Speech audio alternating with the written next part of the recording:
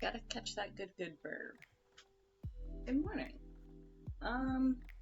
Seeing how loud the bird clock registers on my audio splitter, I don't have high hopes that we'll be able to do much machine sewing.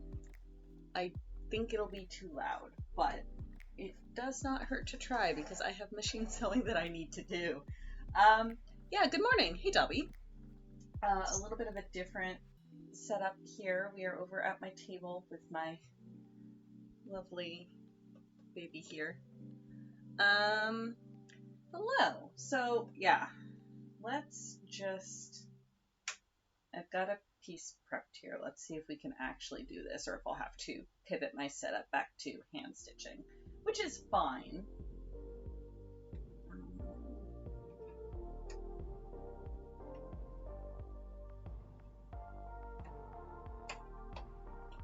There we go.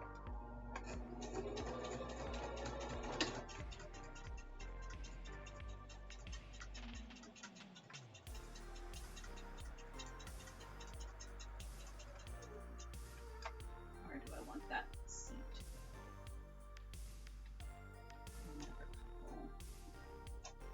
So how is that noise?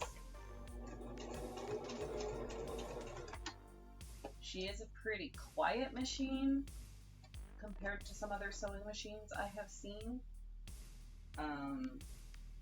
But I know sometimes the tones that get picked up over mic. Hi, Sasha.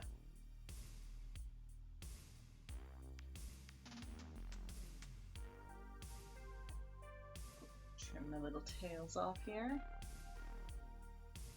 Booped. Oh no. Good morning, Alk. So what I am making here is a tiny little mix bag. You can see the machine. Tug, tug, tug, tug, tug. It's a baby train. It is a baby train. If it is too loud or obnoxious, please by all means let me know. Yes, so this is just, let me see if I can pivot the camera here without it getting too obnoxious. Well, no. No, I'm not gonna be able to. Maybe at break I'll reorient the camera so you can get a better view of like the front of her. This is a Brother machine. It's just like a basic, like I think I bought it for like $130 at Walmart. It's nothing super fancy, but it does what I need it to do. It wasn't that loud? Okay, cool. We will do some machine stitching then. If it starts to grate on people's nerves, please by all means yell at me to stop. I also don't know how well you can hear me talking over it, or if I will just have to save the talking for in between the stitching. So please let me know that too.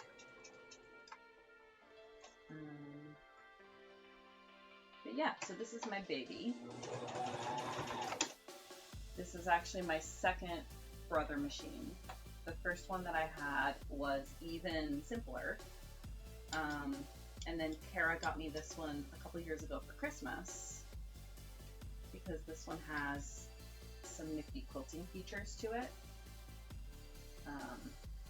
It lets me do free motion quilting as opposed to just straight line quilting, which I haven't had a chance to try out a lot, but it's a cool feature and I'm glad I have access to it.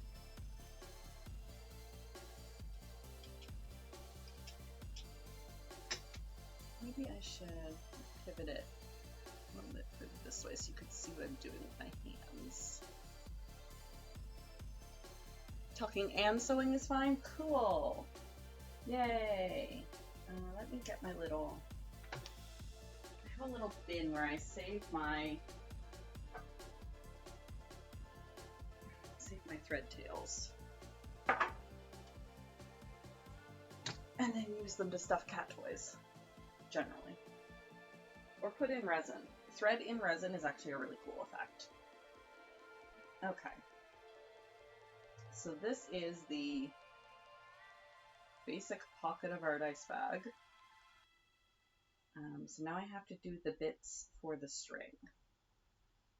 And I've realized it's probably easier if I sew the string into it, essentially. So now I have to get my string. Curse me? Oh, yeah. Yeah, I'm sort of sorry, Dobby. It occurred to me after like a day, I'm like, oh no, Barris and Dobby are both students. I should not have introduced them to this. Okay, what string do I want to use? I should have been more organized today and was not.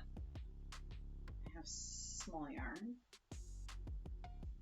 I have more soft yarn somewhere. Which bin is it in? It's in this bin. I just straight up have blue.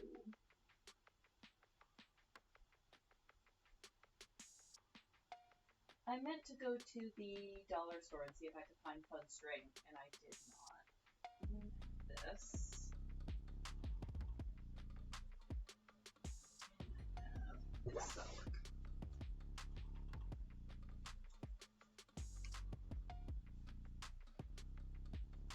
I have sock yarn that I've had sitting around forever that I can use for something.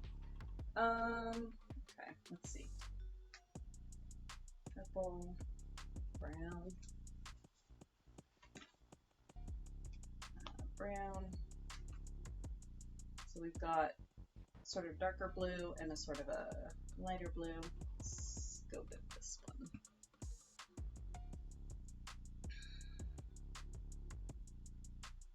I am doing the collab with the person from work. He has requested 4 dozen. That's why I made him prototypes of 2 different sizes. This size is small enough that he'll use it for like singles, or for, yeah, mostly for singles. This section might be a little bit too long. Is that longer than that is longer than the prototype I made him. Should I put it down to 9.5 inches? Sorry, halfway talking to myself. But yes, I had made him prototypes in 2 different sizes. And like an idiot didn't write down the sizes. I just kind of eyeballed them because they were prototypes. I'm sure y'all can't relate to that at all. Yeah, this one's too big. Too long. Okay. That's okay. It was a test one. It's fine. It was a prototype for the prototype. Real hard to hear when I walk away from the chair. Probably because of the way I've got my microphone angled. I could also just, you know, project my voice and shit. Here we go. Okay. The other thing that I was thinking of working on today, not the one I want.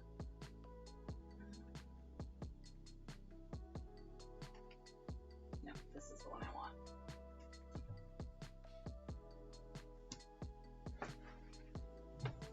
So the other thing I'm thinking of working on today is I have these off-white squares. Let me turn my light off here. I have these off-white squares, and I have the stars that I made for the past couple months for my nephew's baby quilt. So the way this is going to work is I extract a square, brush the dust off, and I'll be sewing the stars onto the squares, and then sewing the squares together to make a baby blanket. The trick is, you may notice there are still papers in this. So what I need to do is iron it really, really well so that all of the seams will stay, and then I'll pull the papers out of the back, and then I'll sew it down.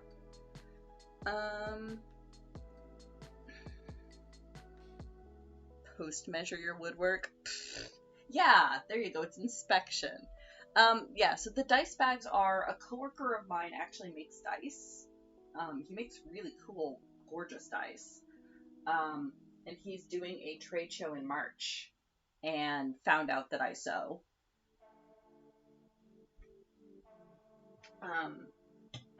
And he had been just using really cheap, like, party favor little gift bag things from a wedding favor store. But he was like, yeah, I would love to support you and your small business if I could. So I made him some prototypes, and he liked them. So he has ordered 2 dozen of each size for the trade show in March. I'm selling them to him wholesale, so he's paying me a set price for them, and then however much he decides to mark them up and sell them for is his price. Like, that's his business. Once I deliver them to him, I am done. Yes. So either way, I am going to have to step away, and it's going to get real boring for a minute, because I'm either going to have to cut a bunch of strips, which is probably faster, or iron a bunch of stars. Let me further pivot my microphone. There we go. Should still be able to hear me all right. Yes, let me just smack out a bunch of strips here. It doesn't help that my table is super crowded at the moment, because I need to clean things up.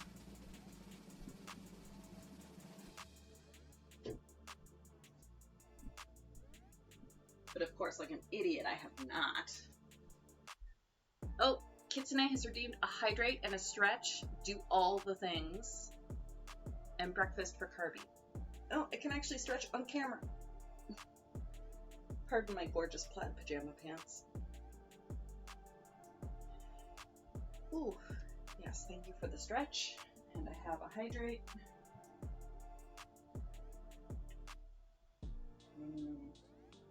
Coffee. Okay, let's see if I can actually clear things enough to get some working space. As usual, a bunch of stuff I should have prepped before stream, and I did not prep before stream. Oh well. That's just how we roll here, you guys.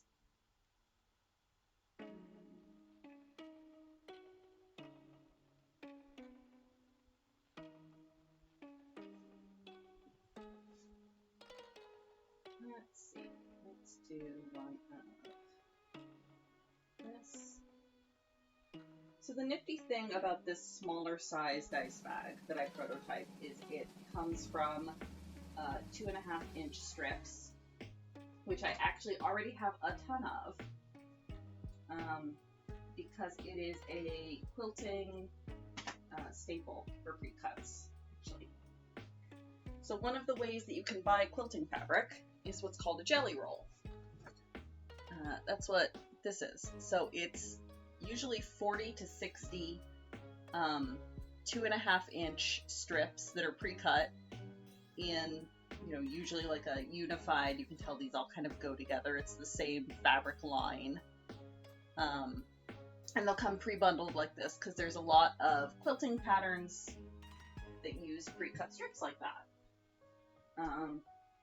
You saw another of my favorite pre-cuts a minute ago, those 5.5-inch squares, which are also super handy. But yeah, so I specifically developed this dice bag size to be able to work from the 2.5-inch squares I've already got, or sorry, the 2.5-inch strips that I've already got a million of laying around.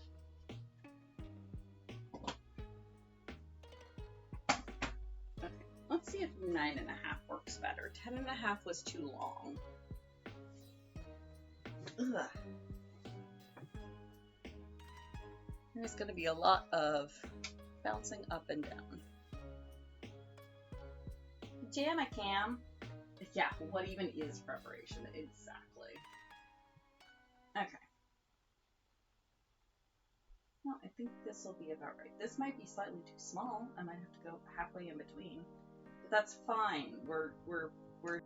I'm live prototyping. This is fine. Where'd my pen go? There it is.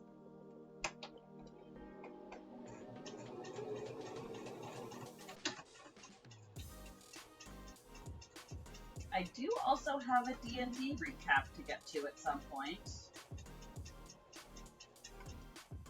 A couple more. Yeah, that'll work.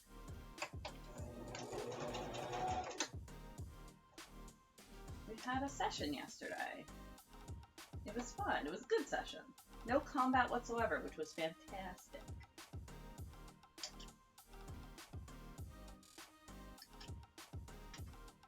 Just one side.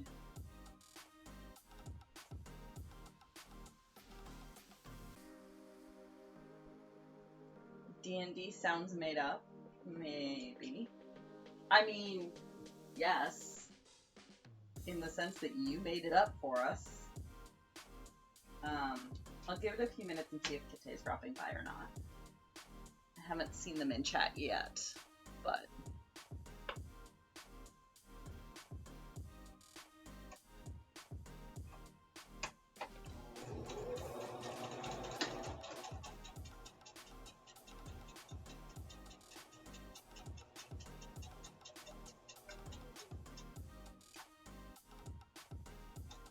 Get the two side seams roughly even.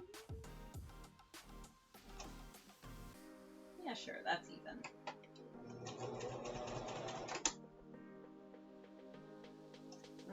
And then I'm trying to remember to sort of narrate what I'm doing, since I don't think we've ever watched me machine sew before.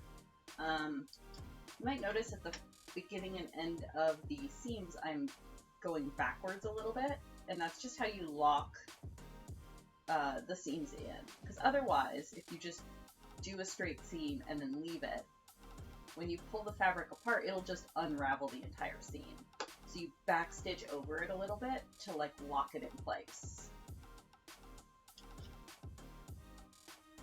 and keep it from doing the unraveling thing, which we don't want it to do.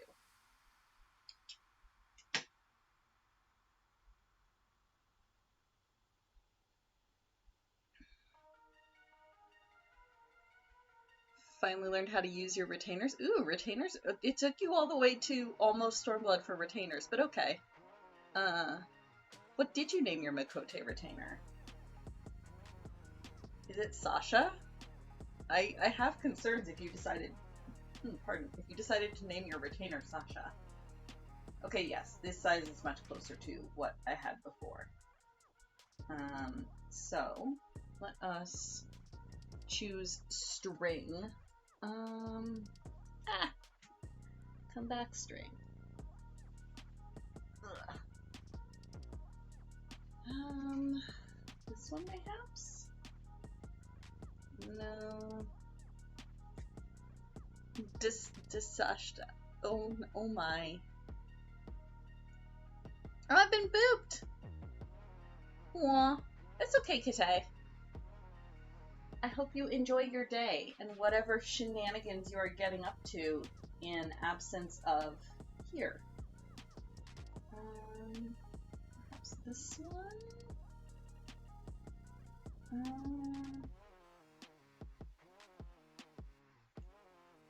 So the thing also is this yarn is a little bit rough.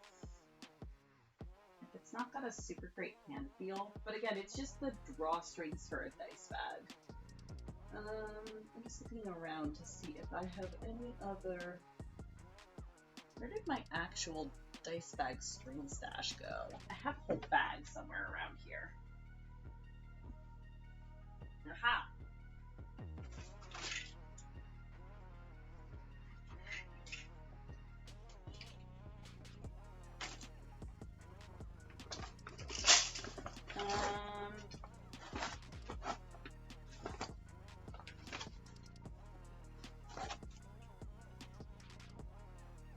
I have satin cord and I have leather lace. Thing is, those are expensive. I think I'll just stick with the yarn.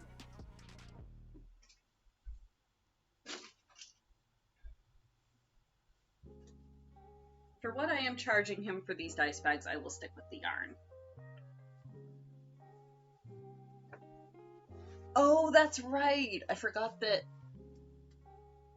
I forgot that retainers were a paid feature only. Good point. We are making dice bags. Oh, all-star using slowpokes? Oh no, Dobby. Okay. So this one. Now I have to find... Oh, is that the end right off the bat?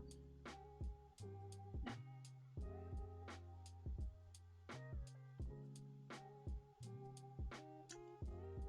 Looking to find the internal... Aha! There it is. Excellent. Just do a good length, and then I can trim it later.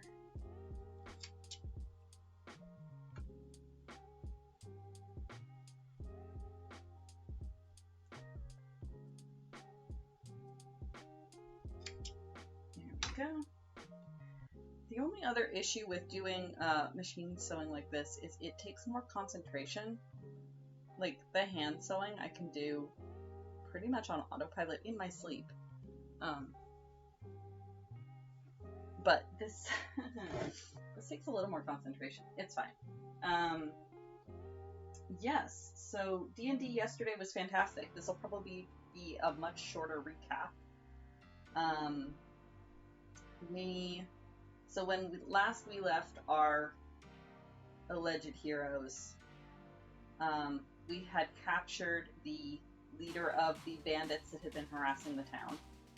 And we had taken the leader back to, because he had been running around invoking the name of the Lord's Alliance, which is, you know, supposed to be an organization that, like, protects common people and, like, helps them, not intimidates them and literally enslaves them. So we were kind of like,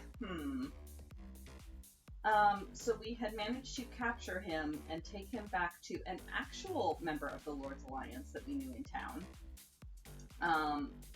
And Silidar, the actual member of the Lord's Alliance, was like, yeah, this is fucked up. I'll take care of him from here. Don't worry about it. So at that point, we all went and had a long rest because it had been a very, very, very long night and a very long time since we had gotten any rest. I just have to be careful not to actually stitch over the yarn strings. Yay. Everything is fine. So we went and we took our long rest. Glint and Bram and Landon and Light headed back to the inn because they had rooms there already. Narthian went to go hang out with the woodcutters family just to kind of further reassure them and like make sure they were doing okay and, you know, just kind of offer what comfort she could and also protection just in case there were still any stray bandits around that decided to, you know, take retribution kind of thing. So in the late afternoon, ostensibly heroes, thanks. First step bag, second step actual dice, final step world domination. Well, I can only handle the bags part. The dice are Charlie's problem. So yeah, after we had all actually gotten some rest, you know, I also have to remember to cross these strings.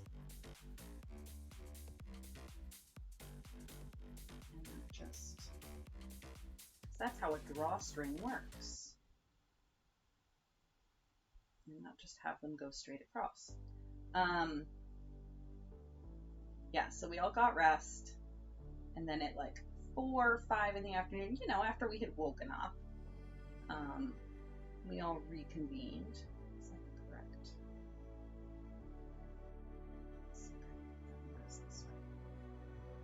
I know, riveting content. I'm very sorry. We all met up for dinner at the inn to kind of figure out, okay, what next? If you remember, on our way out of the bandit hideout, there had been 2 bodies that we had definitely left as bodies that we had realized were gone, which, at least for Bram, is incredibly concerning. So he at least wanted to go back in and like try to figure out where they went, and also look for any clues. So okay, so we had also found, Landon had found a note written in Goblin, I believe, in the bugbear's room. So at dinner, once we finally kind of all had our bearings again, he was like, oh, hey, Glint, you read Goblin, right? What does this say? And it turned out to be a note from the Black Spider, which we had heard that name before as being a sort of local crime lord, well, not even local, a crime lord as far as we can tell, who is kind of trying to set up a network and cause havoc. And so we had found a note from the Black Spider to the Bugbears, basically saying, hey, this bandit leader is getting too big for his britches, I need you to take him out. So that was a thing. And we kind of deduced that the Black Spider is kind of expanding operations in this area, and we should probably find them at some point and take care of that. But we don't really have any clues of where they are. So, oh, did I sew these? No, I didn't sew these backwards. Haha, we're good. Now I just need to turn it, well, I can tie the strings first and then turn it right side out. I just need to make sure I tie the right strings together.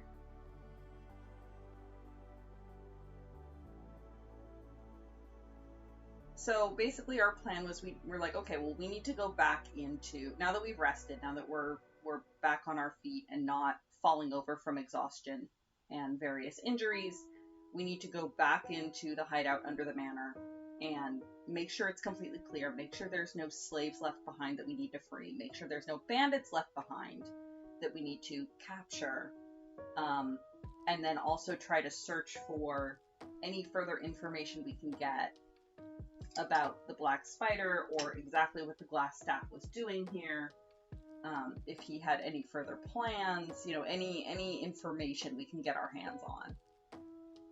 So that's what we did. Bram, so above table, Ryoshi couldn't make yesterday's session. So the way that ended up working is that Bram ran down to the woodcutter's house to basically be like, hey, Narthian, like, we know that you're here with the woodcutter's family and you're helping arrange the funeral for him and his burial and everything. So, you know, that's cool. We're just going to go back into the manor and clear it out. We shouldn't need your help. If you want to catch up with us, you can, but otherwise we'll see you later, kind of thing. So then the rest of us, headed back into the manor. There we go. 2 strings. And now I can flip it right side out, and we should have a completed dice bag.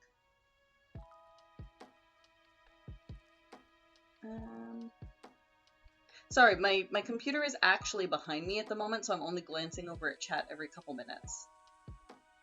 In his defense, oh yeah, the Glassstaff was actually a member of the Lord's Alliance. It was just he was invoking that power to do the wrong sorts of things. I need a popsicle stick, as weird as that sounds. There's one. So when I turn it right side out, the corners are kind of janky. So popsicle stick, chopstick, crochet hook, whatever. Just poke those corners back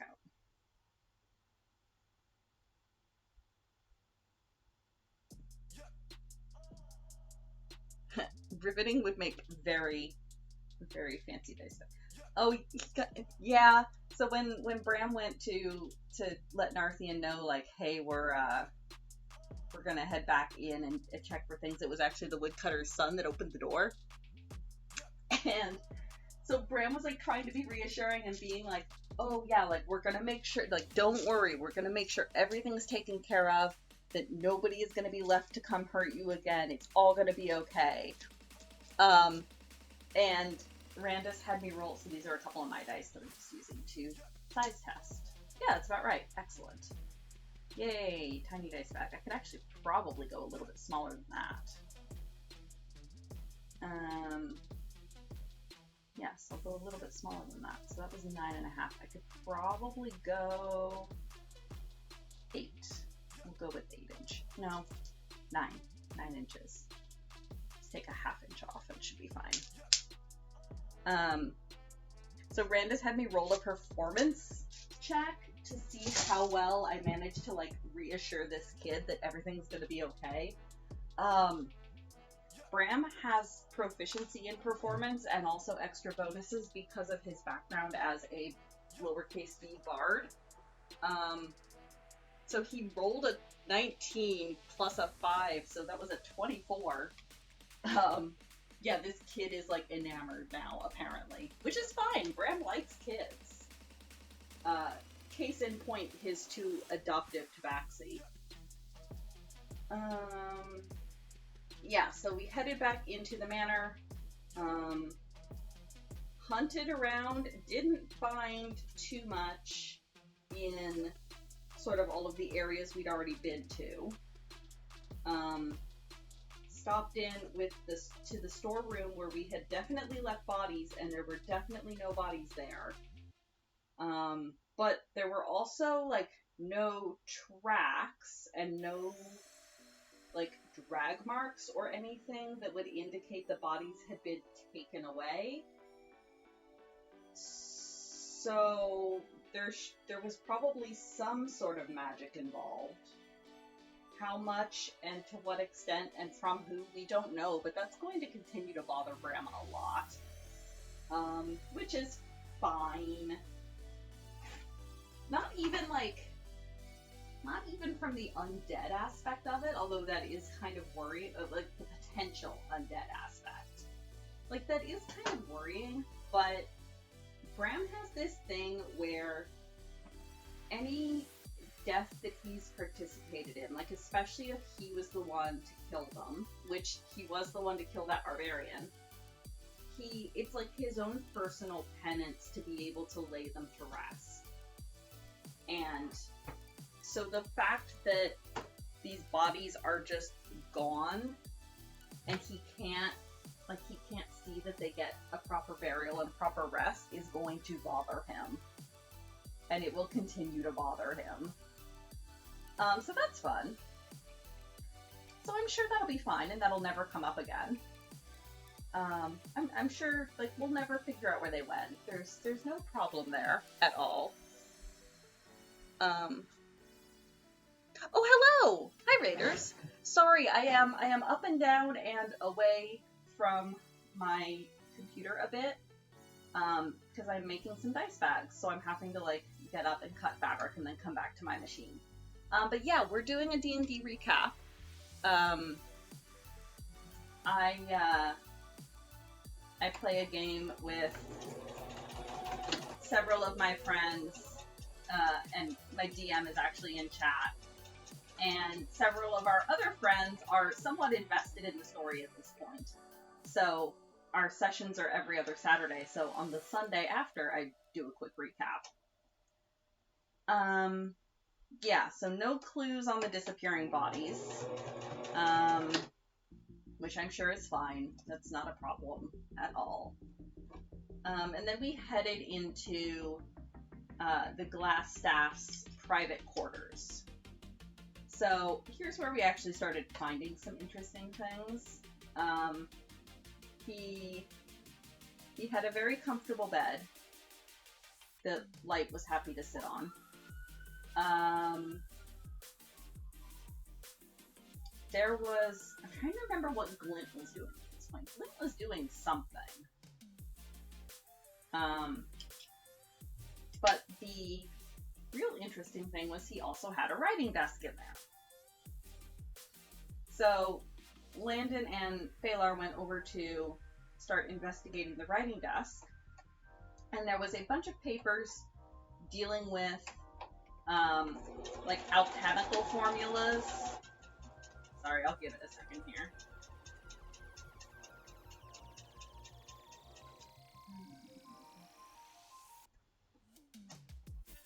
Yeah, it's about even.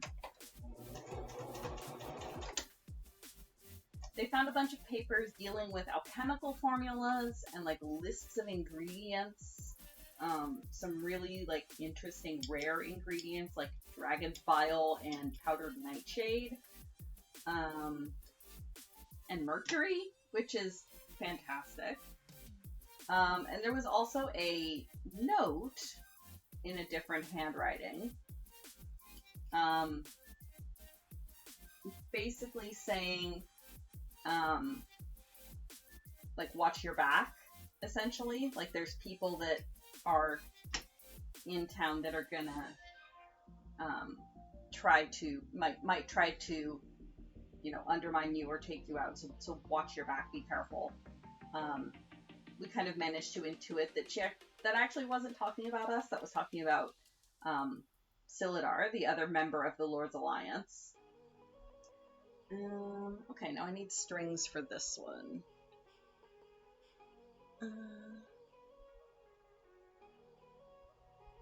Oh, right. I do have an SO command. Duh. Yeah, actually. Pulling up, chat on my phone is not a bad idea. That doesn't help when I'm overcutting fabric, though. But yes, I'm a little bit scattered today. I'm very sorry. This is a very unusual format for my stream. Let's see. Do I want... No, I don't think I want the brown string.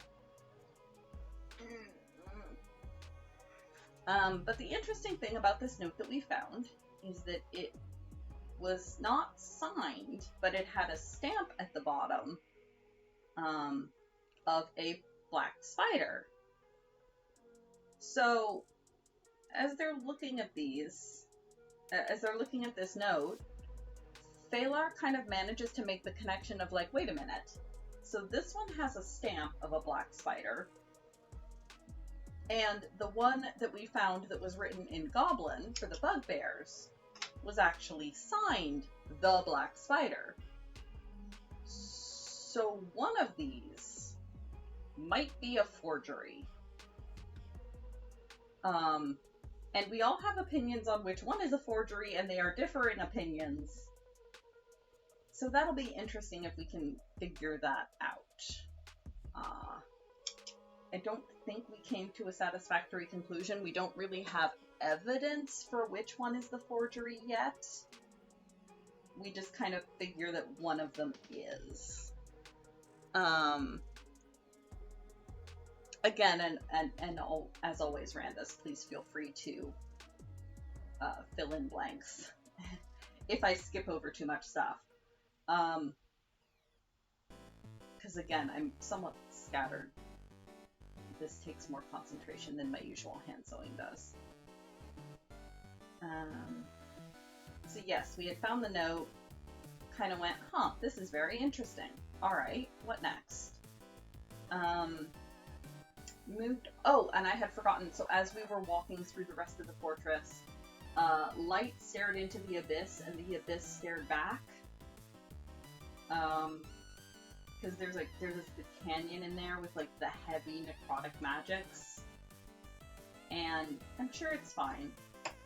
Like, just kind of stared into it and went, huh, magic. And I'm sure it's fine.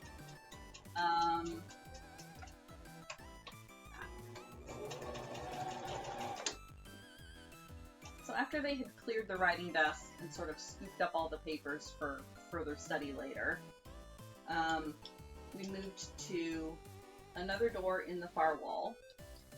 We successfully managed to distract Glint from going through it first so that Bram could go through it first. Because we're all tired of letting Tabaxi go through doors first. But it turned out this time it didn't matter because there was nothing of active threat on the other side of that door. But that's okay. It made Bram feel better to go through first.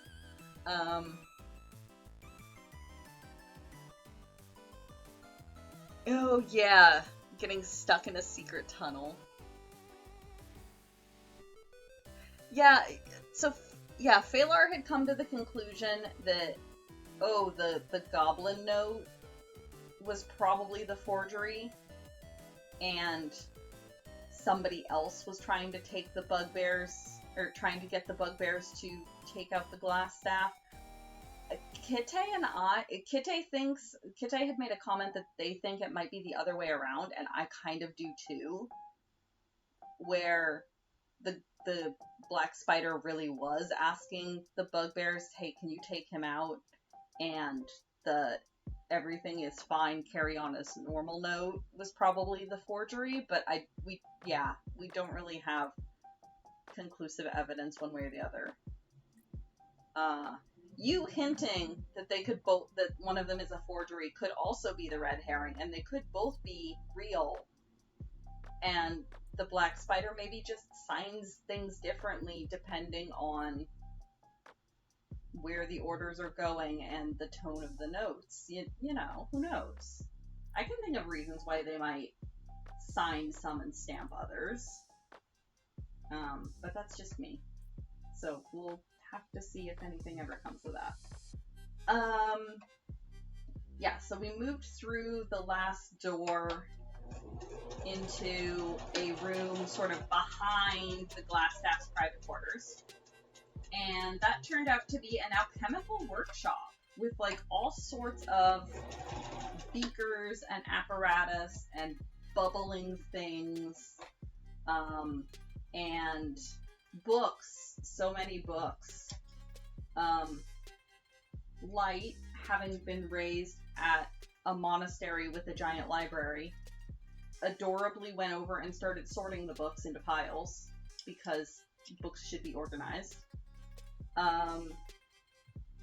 There was another door in the far wall. Bram took one look at all of the, like, alchemical, science-y, magic-y stuff and went, no, this is, I am out of my depth, and went to go guard this other door. He was like, yeah, we've got Landon, we've got Phalar, we've got Light. They all know a lot more about this stuff than I do. I'm going to go make sure nothing comes through this door, and if something comes through this door, I will hit it, because that is what I am good for. Bram at least knows his place.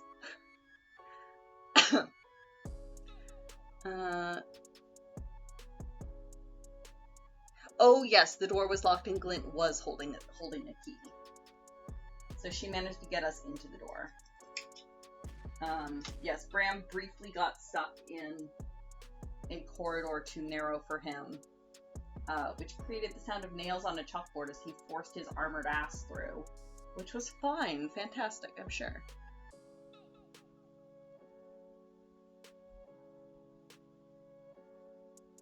Okay, so the DC was 10 to realize one was a fake, and the DC was 20 to identify which was the fake.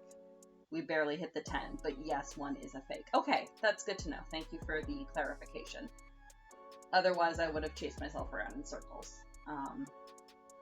Okay, yes, thank you for the verification. So one is fake. We just don't know for certain which one. There we go. Dice bag number 2. Time to flip it.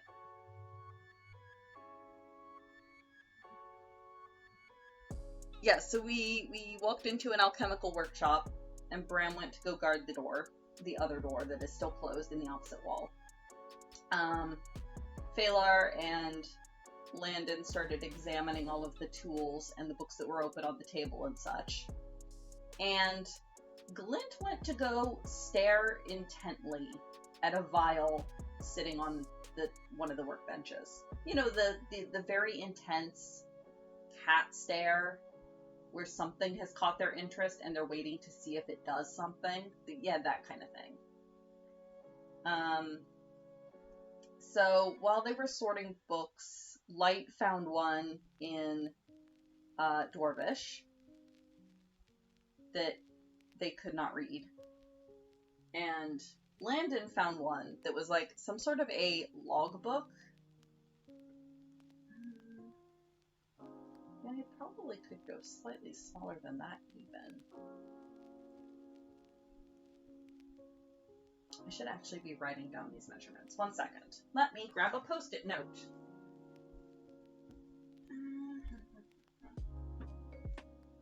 Nope, my post-its are over here. My entire desk at work is covered in post-it notes. It's fine. It's how I remember things. It's fine.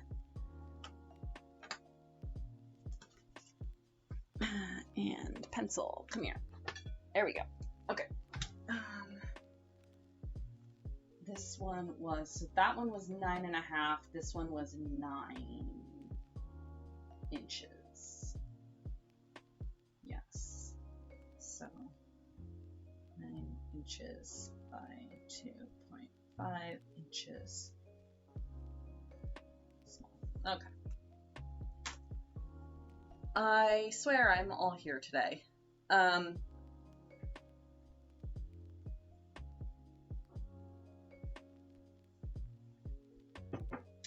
to go cut more fabric. Or another strip at least. Yes. So Light cannot read Dwarvish. So they find this book in Dwarvish and they're just kind of sitting there blinking at it, going, Landon, meanwhile, is sorting through some of the I guess some of the ones on the shelf. I wasn't quite paying attention because Bram was staring intently at the door. But Landon finds a book that's like kind of a log book, it looks like, of various experiments and their side effects. Very, just general amusing, like, tested potion number 47, and subject successfully went invisible for 30 seconds. Failure. Potion number 48. That sort of trial and error kind of thing. So Landon walks over and sort of pulls the Dwarvish book out of Light's hand and plunks the logbook in instead, and it's kind of like, here, read this one. And Light kind of goes, oh, okay. Landon can in fact read Dwarvish, and turns out the Dwarvish book is sort of similar to the other Dwarvish journal we had found before, talking about Wave Echo Cave and the Spellforge, which we already kind of had on our radar to look for. Because we are still missing a dwarf that was captured a while ago that we kind of got sidetracked in looking for because of all the bandit stuff. It's on our list. We'll get to it. We swear. But we don't know. We suspect he was taken to Cragmaw Castle, which is sort of a goblin stronghold, but we don't know where that is. So we have kind of put a pin in that.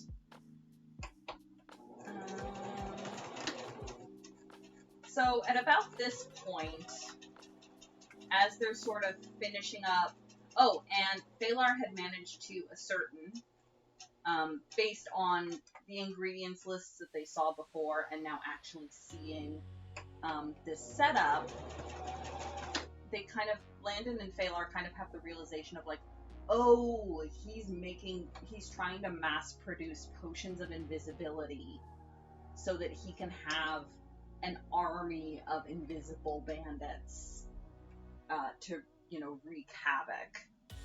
Which is not great. Good thing we took him out. And at about this time as well, we're missing 3. We're missing 3 dwarves? Oh, yeah, it's just the one is the... Yeah. Gundren is the one that keeps getting named because he was the one that was, like, Sildar's companion friend, right?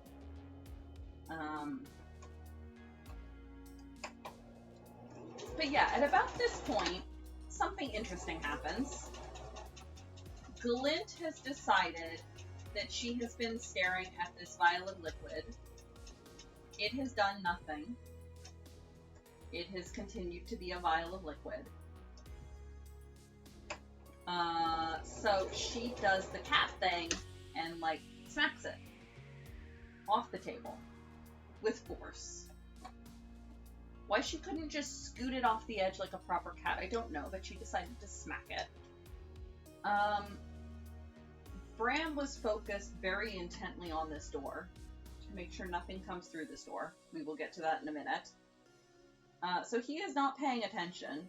I think I rolled like a 2 on my dexterity save even. No, I think it was a 4. Either way, I was not rolling fantastic yesterday. It was really good we weren't in combat at all. I think I rolled 120 the entire session, and it was a perception check. And then I rolled a 19 on that performance check, and those were my high rolls. That was it.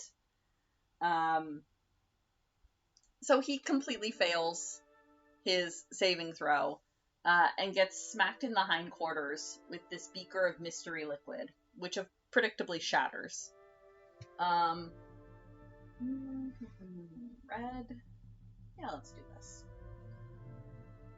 And sort of bathes his hindquarters in this mystery goop, which, you know, given context, may or may not be a failed potion of invisibility. Turns out, yes, it was a failed potion of invisibility. For the following hour, Bram himself was not invisible. It was fine. But everything inorganic that he was carrying became invisible. Including, you know, his armor, the clothes he was wearing underneath, his saddlebags, his sword and shield. So everyone was left just staring at a naked Bram. And Bram was very much not amused at all. It's fine. He did the dad lecture of, Glint! What have we learned? What if that was a vial of acid? Come on. We'll see if that has any appreciable effect on her going forward. I'm gonna guess no. But you know, cat. It happens. It was fine. It didn't hurt him. He was just naked for an hour and not happy about it. At that point, we had kind of gotten they had kind of examined everything in the room that was there to be examined. Oh, I should also mention that on our way through the fortress, we had found various stockpiles of, like, provisions and trade goods that we assumed had been looted from various, like, caravans going through that had been robbed. So we were making mental notes. We're like, okay, well, we should send someone from the town back to pick all these provisions up because they could be useful to people in the town. And we kind of decided the same thing about the alchemical equipment, because we were like, yeah, I'm sure, because the woodcutter that had unfortunately died, his wife had told us, like, yeah, I'm from Thunder Tree, my family had a alchemical shop there, so if you ever go through, like, we had to flee in a hurry and left everything behind, if you ever go through, you're welcome to whatever's left there, like, you can take it, we're not going to use it, you know, as a thank you for saving me and my children. So we know that she at least possibly has some alchemical training if her family had an alchemical shop. So we kind of have the thought of, like, oh, we should see if we can get this alchemical equipment to her instead of just destroying it, because maybe she can make use of it. You know, now her husband is dead, maybe it can help her get back on her feet, kind of thing. So Light manages to turn the flame, like, power sources off, so it's no longer actively bubbling, which is probably good. And then we head out. We head out down, rather than going back through the secret entrance that we've been using, we remember, like, oh yeah, Narthian had started to chase that half-drow sorcerer person, wizard person, don't actually know which, I don't think. They had started to chase him south and found this other entrance that leads out into the forest. We should go check that out and see if there's any evidence that, like, more bandits escaped that way, or that they, like, if they moved prisoners recently that way. So we had also, when we went back into, sorry, I know I'm jumping around in timeline a little bit as I remember things. When we had gone back into the room where we found the woodcutter's family, to kind of clear it out. There was a whole pile of clothes. And as we sorted through them, we kind of realized, like, oh, okay, these were the slave pens. Like, there's not another area where there might be more prisoners. They would have been kept here. So there's probably nobody here left. They've all already been moved or sold, unfortunately. Like, there's nowhere else to go. We have cleared the entire fortress hideout thing. So we head down to the forest entrance just to, cover all of our bases, make sure everything is completely clear. Nope. Come on. There we go. Sorry, pausing to yell at my thread. We do find tracks, but they're all older tracks. The only more recent tracks are from the half-drow that we had chased out. We find some wagons, a wagon and a sled. The wagon we deduced was probably used for prisoner transport, and the sled was more for like cargo transport.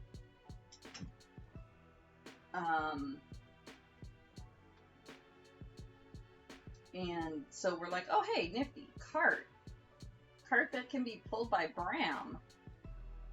So rather than sending people back for this stuff, we just kind of load all the stuff up and take it ourselves, including all the alchemical equipment. We haul it all over to the orchard, where Sildar and Darren are waiting for us.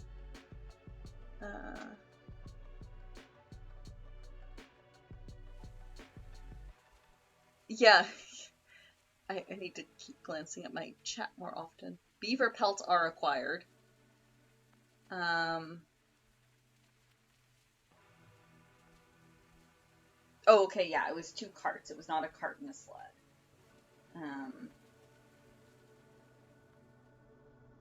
Oh, right, and Light recognized one of the sets of clothing vaguely. Which is fine, I'm sure. Perfectly fine. Yeah, so we carted all of the stuff back, kind of handed it all over to Silidar, since he expressed his intention to us that he was going to stay in town and represent the Lord's Alliance the way it should have been in the first place. And we were like, okay, cool, well, here's a bunch of stuff. Please make sure it is distributed to the townspeople that need it. And also maybe give this alchemical set to the woodcutter's wife. And he was like, okay, yeah, I can do that, sure. At about that same point, Darren came back with a shovel, startled Glint mightily, but revealed that he had been helping to dig a grave for the woodcutter, for Thal, and, conduct the funeral and that sort of thing. And Darren also had some information for us no, I don't think it was Darren, I think it was Silidar, that was like, oh, yeah, so the glass staff that we had given over to his care, decided to do some talking now that he'd been caught, and, apparently the bugbears that we had killed were the only ones that knew where the glass spider could be found. Or no, sorry, they were the only ones that knew where Cragnall Castle was, I think was it. And we were like, oh, great. Well, fine. That's fantastic. Yay. That's information we could have used. So we kind of figure, alright, well, we still need to get that information at some point. The best way to do it now is probably going to be to go back into the hideout where we rescued Silidar from and talk to those goblins and try to shake them down for information about how to get to Cragnall Castle.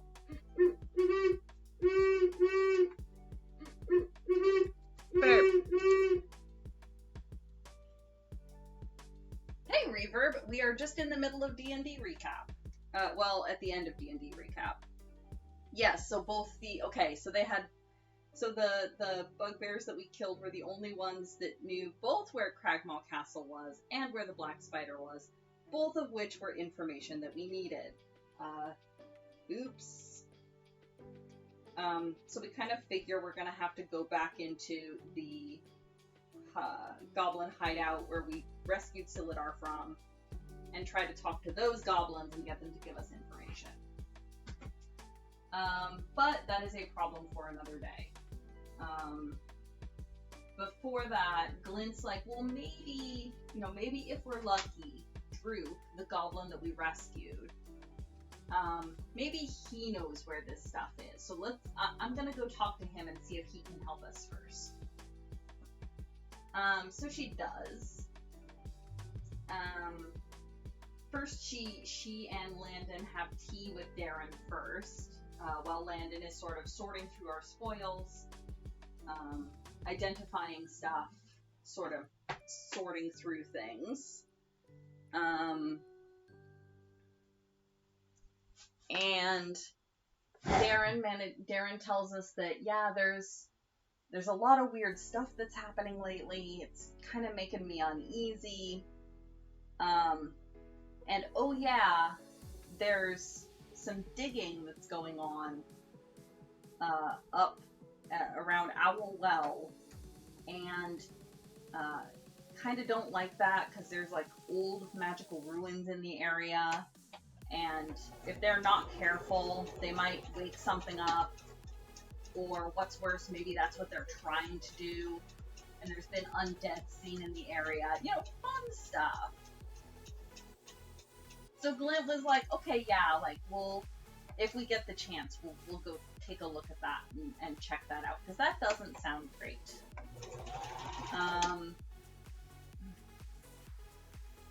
And then after that, Glint went, oh, hello! Come here. Hi, Sasha. Nope, she's gonna curl up in my usual sewing chair and stare at me. Hi, baby.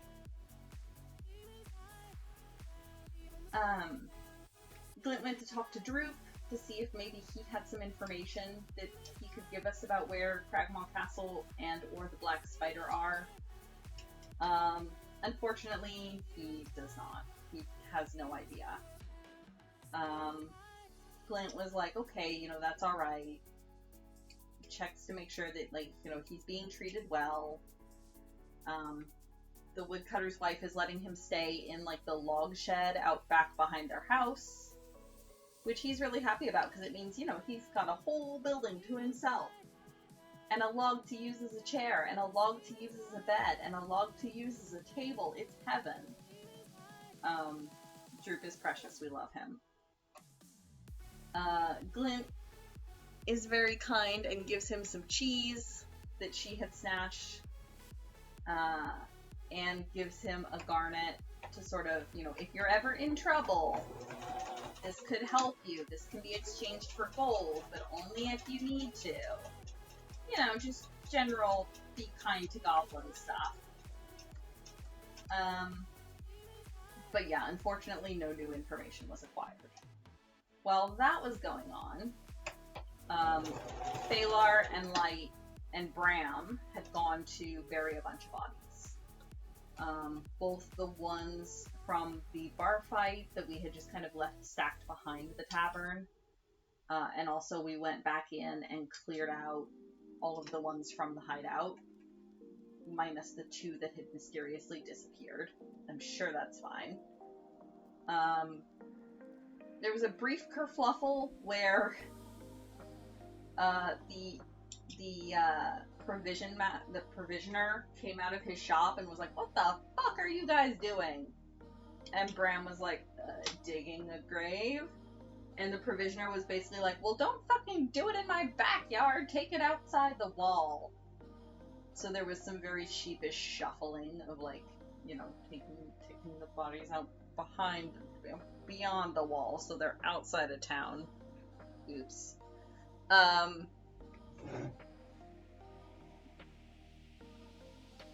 It is real weird that this farmer knows a lot of things. I think we're all just kind of assuming that because he's a former adventurer, he knows a lot of things, but it is interesting. Also real interesting that when Landon put up Detect Magic that Darren's sword glowed. Like, it makes sense, again, for a former adventurer. Would be really interesting to know. Detect Magic should have told Landon what kind of magic it was, shouldn't it? Is that information we get to know?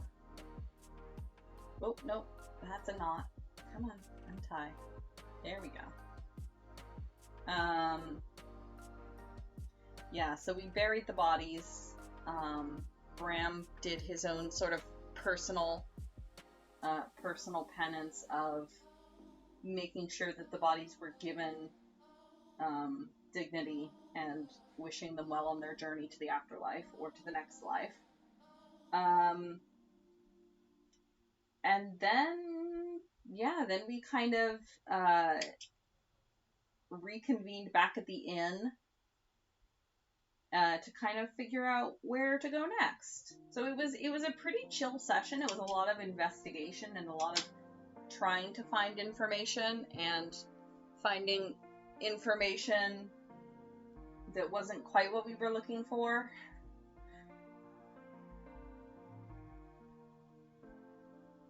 Yeah, I was gonna say, I'm pretty sure Detect Magic is it's automatic. You see the glow and you know what school of magic it came from, at least. Hello, Elrad. Yeah, so yeah, that was yesterday's session. It went well, I think. Nobody died. Not even the enemies.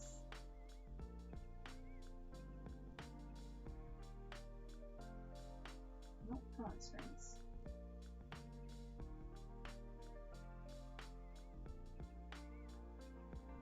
But yeah, it was a good wrap-up session, sort of dealing with the fallout and the aftermath of the Red Band's stuff. And now we get to figure out where to go next.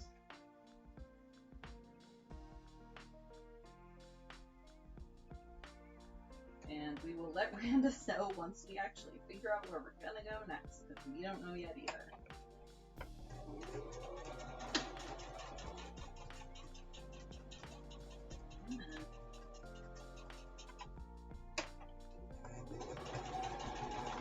I'm just waiting for the moment that I sew one of these seams too far back and catch the rest of the bag in it. It'll be fine. As you can tell, these are fairly fast to make, so I'm not super concerned. It's just, I want to get on top of it and not be scrambling to make, 4 dozen of these things the night before I'm supposed to give them to Charlie.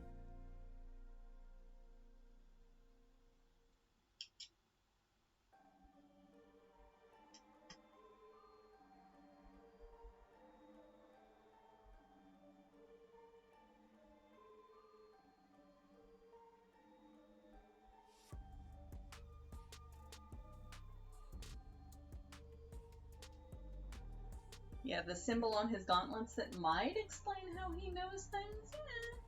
Who knows?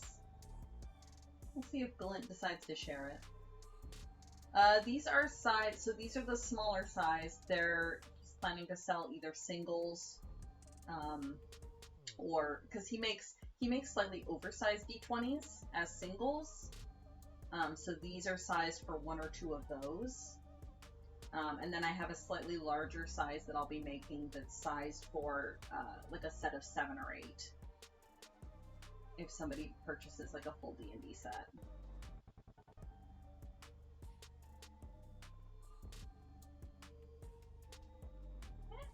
Nope, come back here. Fine.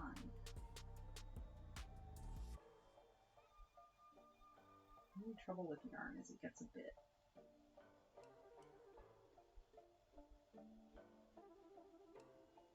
yarny.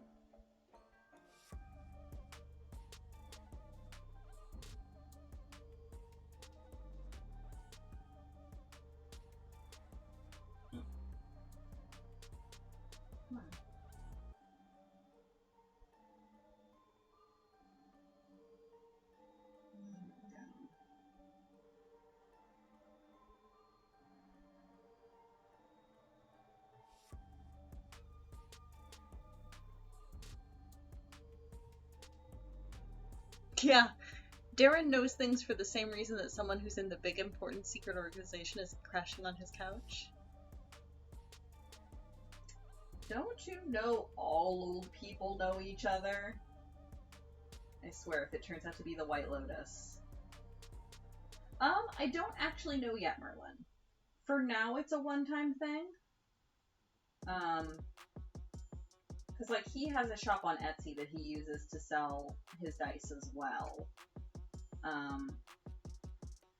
It'll probably depend on how well these sell, whether or not he wants more. These are specifically because he's going to have a table set up at a trade show. As kind of a value added when people buy dice, they can decide to pick up a bag as well.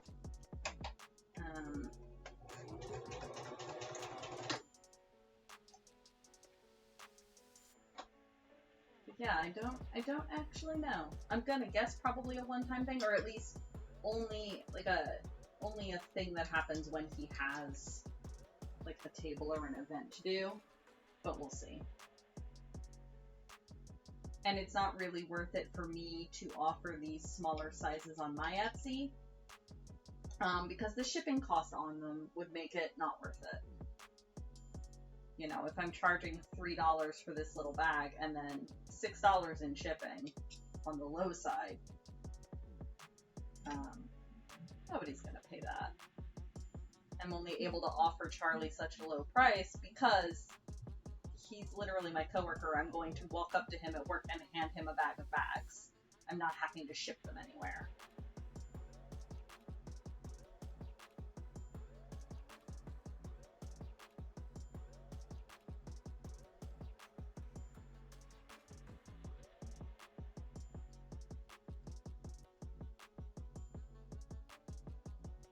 Yeah, shipping is awful. Especially, like, I can get away with it with my dice bags and my keychains and stuff because they're pretty small. I can just slip them in a bubble mailer. Even, like, my, when I do my resin charms, I wrap them up really well in fabric and then stick them in a bubble mailer. If I had anything heavier or anything that actually required a box.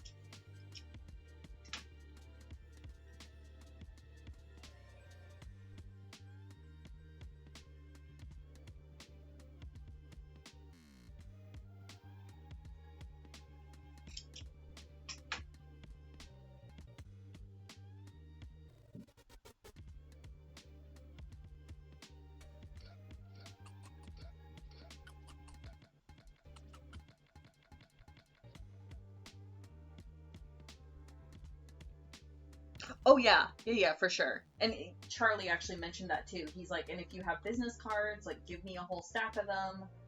And I'll you know, if somebody buys a bag, I'll give them a card. So yeah, that's already in the plan.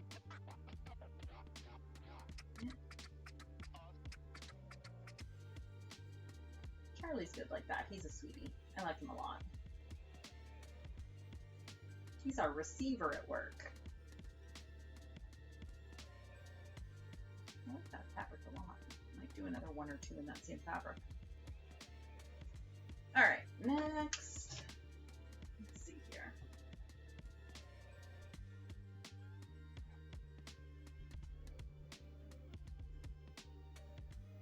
9 inches.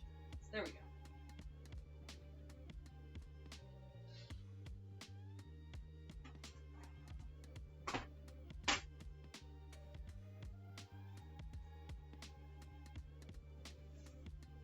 Yeah.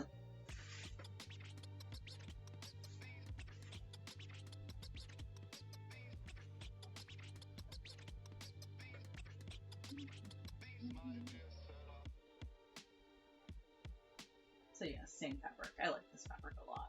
I'll do another one.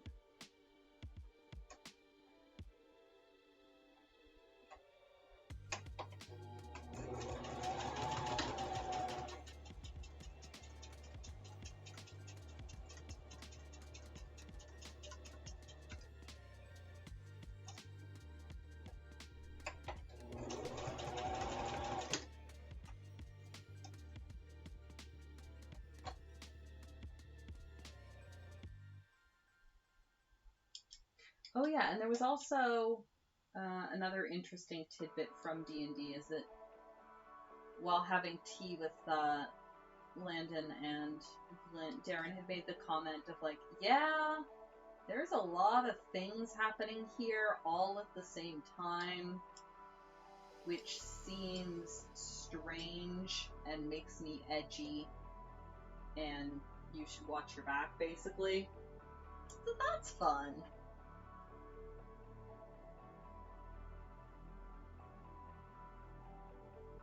Yeah, it's almost like there's more than one module happening all at once.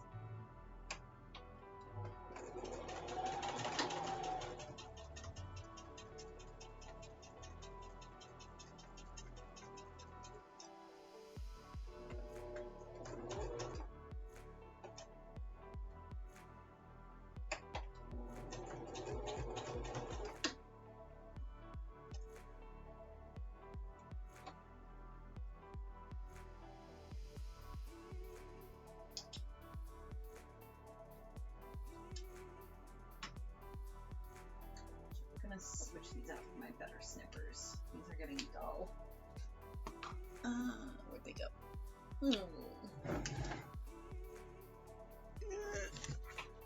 Sasha's passed out. Hey, Julie. Comfort food breakfast? Ooh, comfort food breakfast is good. Oh, we have a hydrate and a stretch. Everybody should also hydrate and stretch. Oh no. I missed too much of chat.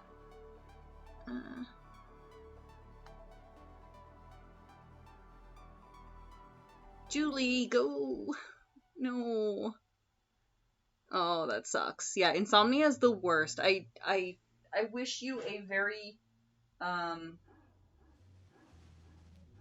restful and peaceful and deep nap this afternoon. For sure. That's better. These snippers are sharp. Brain never shut down? Yeah, that. Yeah. Luckily that does not happen to me too often, but I have definitely had that happen. That sucks. Insomnia, one of the few nyas that suck. In Darren's defense, even one module happening in this small of a town would be worrying. That's, yeah. And you've smushed, like, what, 3 together? If not more? Which is fantastic. I love it. It's just, it's getting to the point where it's a little bit, like, not quite overwhelming, but, like, shit, we're gonna have to start... Like, it feels like now, no matter what we do, something else is going to go critically wrong.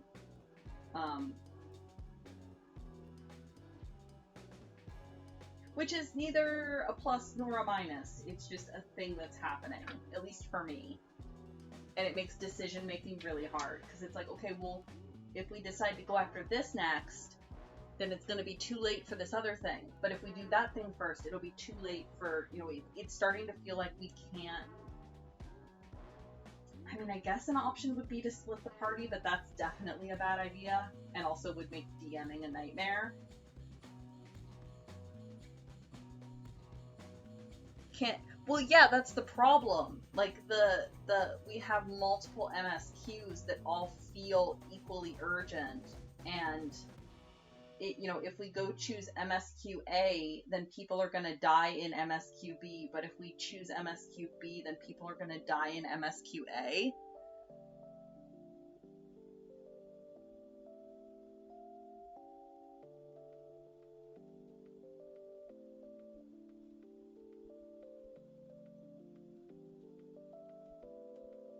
Trying to watch it. Should she... Are you suggesting she watch a VOD of herself, Brandis?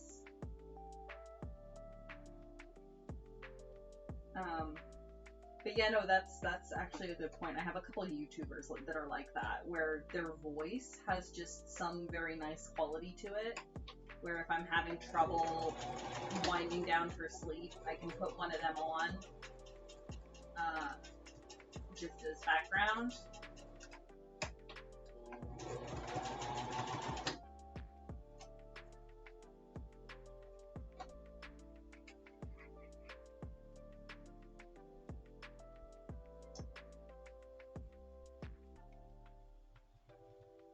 Sasha has jumped up into the chair that I'm usually sitting in to sew and has passed completely out.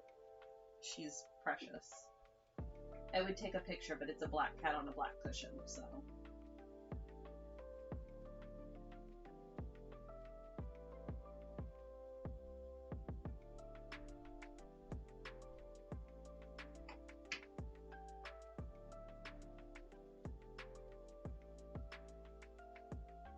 Aww. Who would that be, Kitsune? You'll have to send us a link to their stream. That sounds fantastic. But also, that reminds me, it's about that time. Kitsune, are you getting dinner yet? Somebody do a self-care for me. Everybody should eat.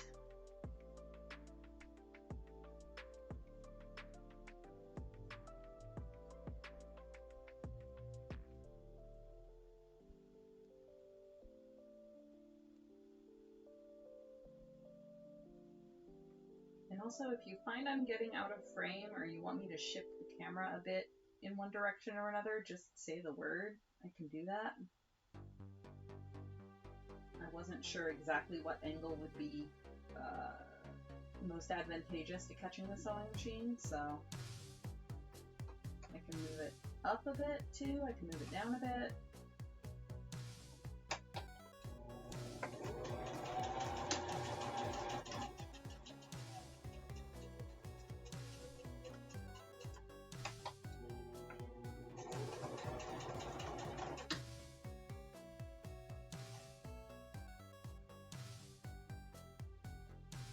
Thank you, Randus. Had lunch and waiting to see if dinner is a good plan. Oh no. Is Kitsune under the weather?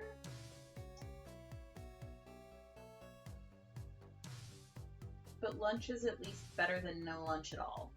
So I will accept that.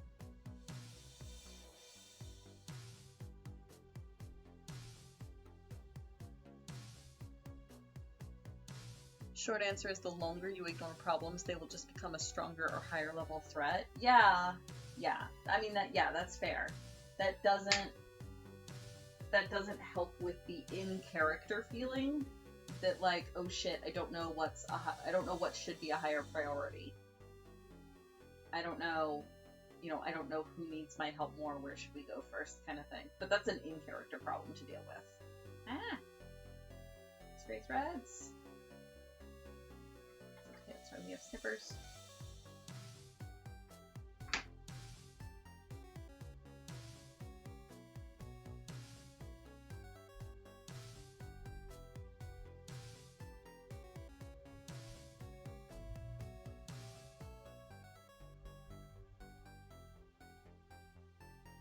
Oh, if lunch should be had with someone? Oh, I see.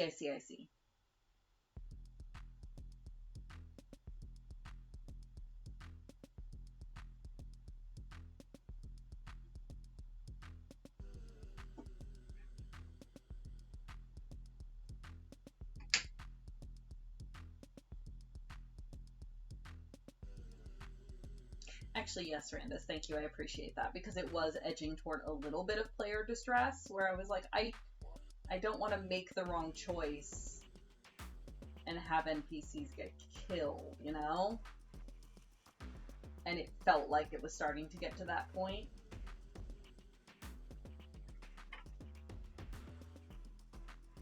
Considering we have multiple, like, we have a siege in progress at a farm, we have at least one kidnapped dwarf, we have an imminent dragon, which I was kind of figuring from a meta standpoint that dragon won't trigger until we're ready to deal with it.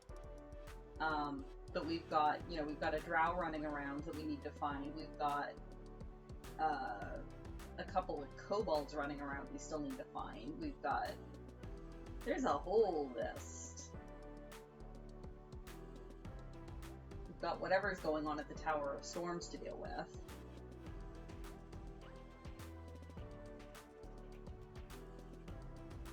Which is perfectly fine. Again, I would rather have way too much stuff to do than not enough.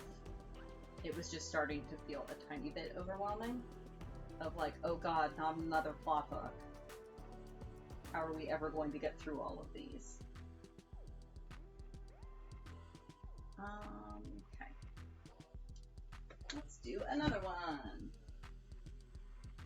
But I mean, on the other hand, if all of these quests mean that campaign goes on forever, I am quite happy to have this campaign go on forever. I'm having a ton of fun with this group. So yeah, that's not the issue at all.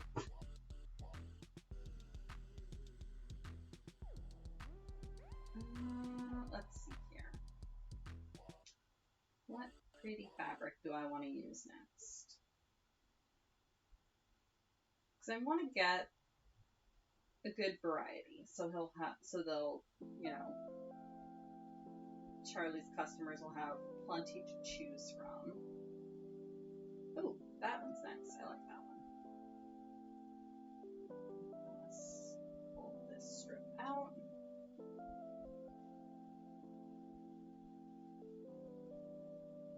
And of course, the way these come packaged, all of these strips are like layered together.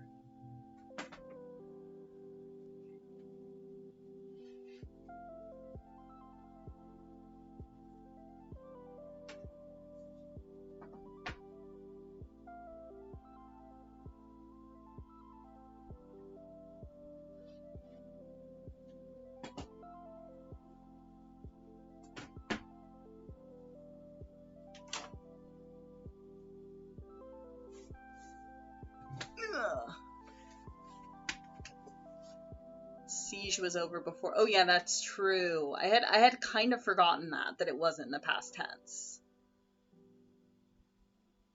Ignoring side quests and plot hooks is always an option. That doesn't seem right. That doesn't seem right at all. We need to do all of the things, right? Randus, people need our help. We just can't ignore them. You can't just tell a paladin to ignore quest hooks. That's not how that works.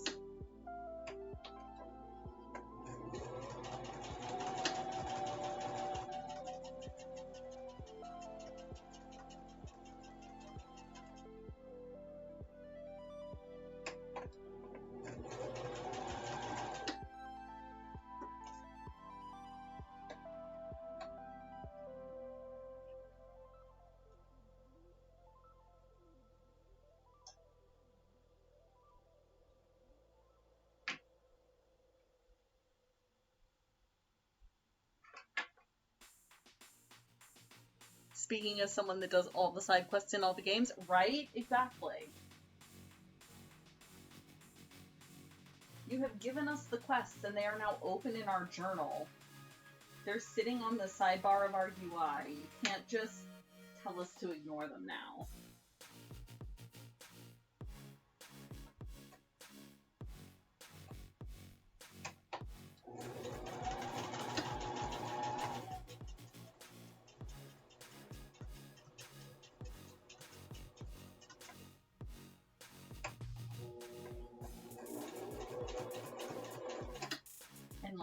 I know I know Kitay is wanting to level up Light's gathering classes too, so that'll be fun. Bram's getting ready to put some XP into his crafting classes. Yeah, exactly. Someone populated this world with side quests. It'd be rude not to do them all.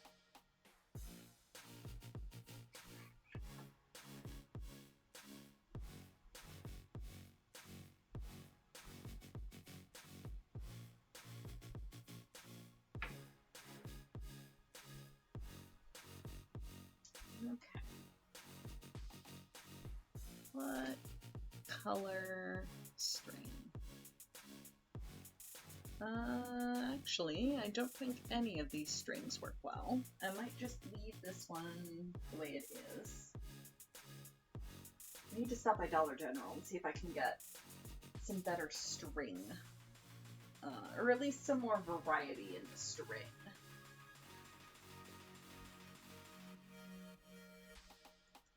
have all the money to go buy those books you were all fighting over when you were broke. That's true too. And Kite has already mentioned potential shopping trips, so that might be something we work in. Current discussion? Actually, yes. So I think what I'll do is I will put these dice bags on hold for now until I can go get some better string. And let us switch over to doing some of these star patches, which means I get to iron things, which is behind me. I was gonna say something. What was I gonna say? Oh, shopping. Yeah.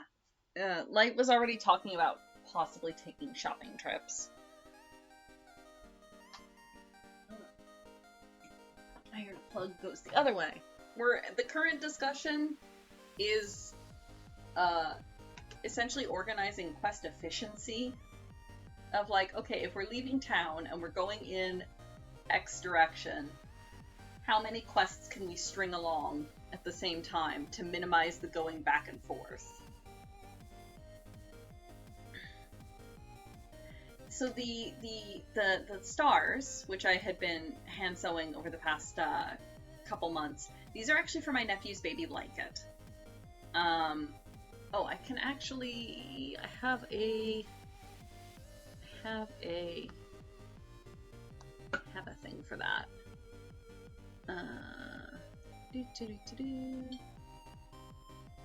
Hide that and unhide that. There we go. No, and move it.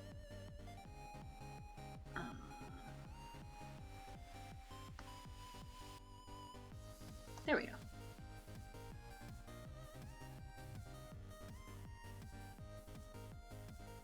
Oh, that bit.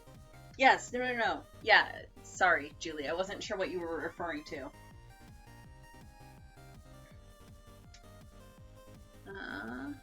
It should be... Why are you... Oh, I mean, sometimes things seem like a good idea. That may not necessarily be a good idea. But that doesn't mean they're not a good idea. Yes, babies do need blankets. Homework is good. You do that homework, Merlin. And if you need any help, ask someone who's not me, I guess. Brains do be like that. Butts. Booty.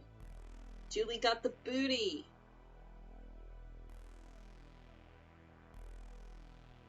Man, I distinctly remember at least once when I was in university when it was like 4 in the morning. I was pulling an all-nighter. Not for any reason. I think I was just like stressed out and could not sleep. And I ended up starting a new game at like 4 in the morning. Yeah, brains on sleep deprivation do weird things. We'll leave it at that.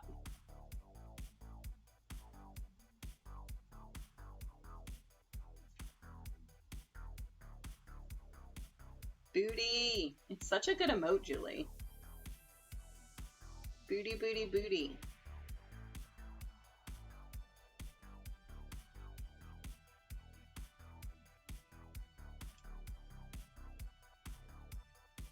Sparkle, sparkle, booty.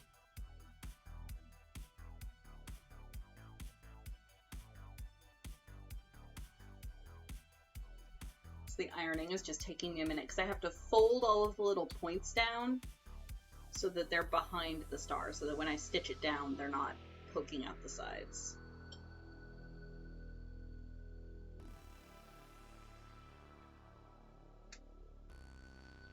I mean, leveling up the skills takes practice. So this is practice. This is a step toward leveling up your pixel art skills.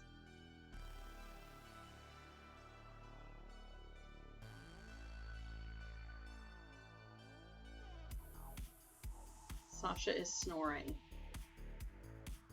It's precious. Baby.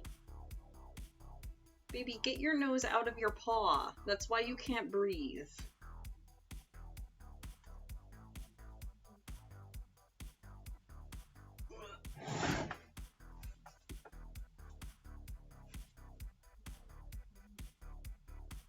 MS Paint is great. Okay, so I have ironed it. So all of the seams should be set. You can kind of see I've folded the tags back so that they're behind. Now I need to take the papers out, and then I can actually stitch it down to the back.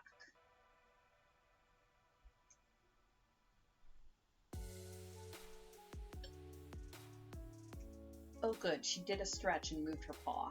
Maybe now she can breathe.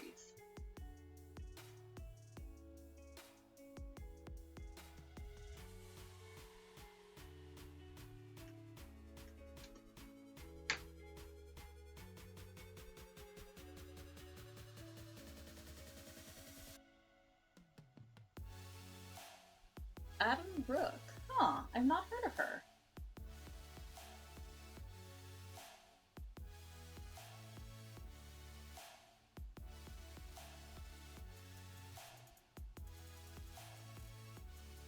Just wave her mouse around for a bit and then zoom out and bam, mysterious landscape. You're right. That's how all digital art feels to me.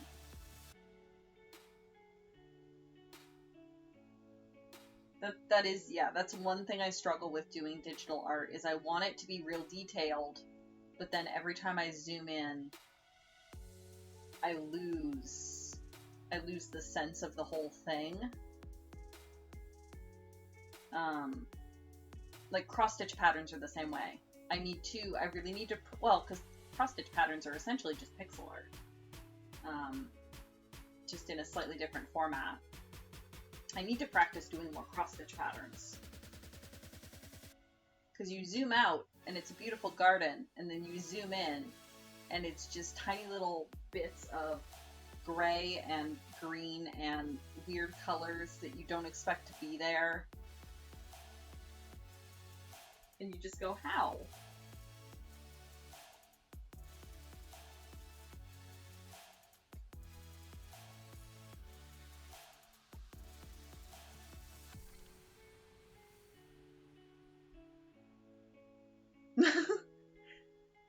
Yeah, that too.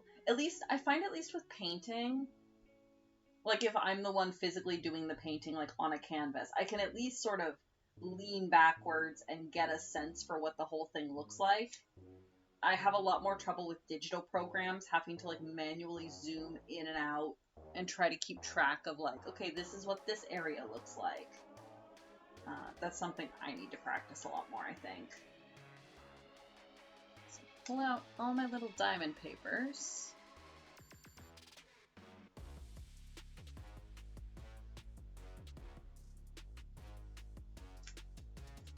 Yeah, mini painting. Trying to figure out color and light. Maybe that's part of why I like fiber art so much. Is because at least then your colors are what they are, right? Whether it's yarn or fabric.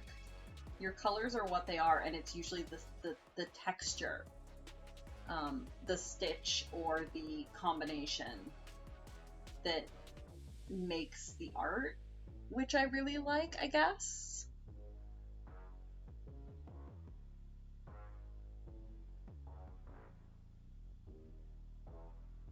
Ooh, a show about color in an art gallery? That sounds amazing. I didn't know your mom had an art gallery. Like your mom owns the art gallery, or that your mom is currently displaying in the art gallery. Okay, here's my question. Should I pin this down? Probably.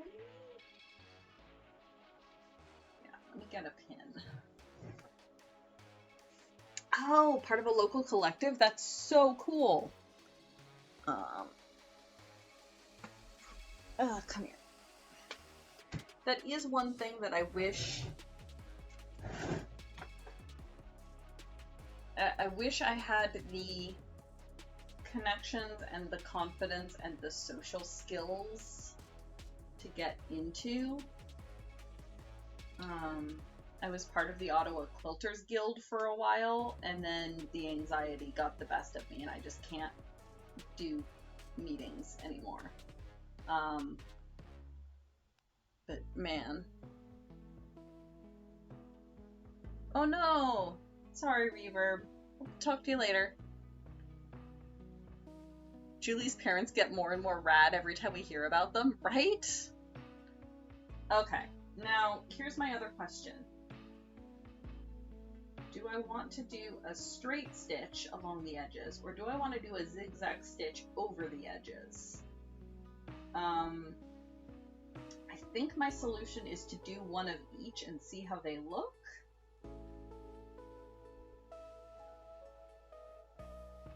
Yeah, that's probably, yeah, we'll do one of each and see how they look. Because I've got plenty of spare stars.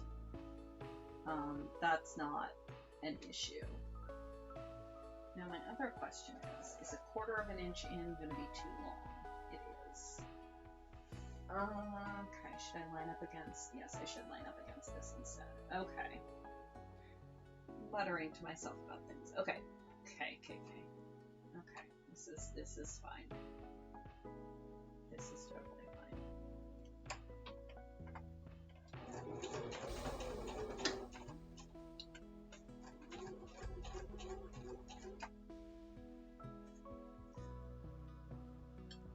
Down. Lift my foot. Pivot. Down. Okay, continue.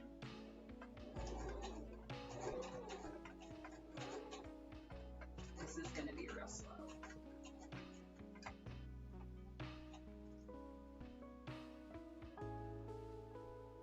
More. No, that's good. Lift the foot. Pivot. Goes down.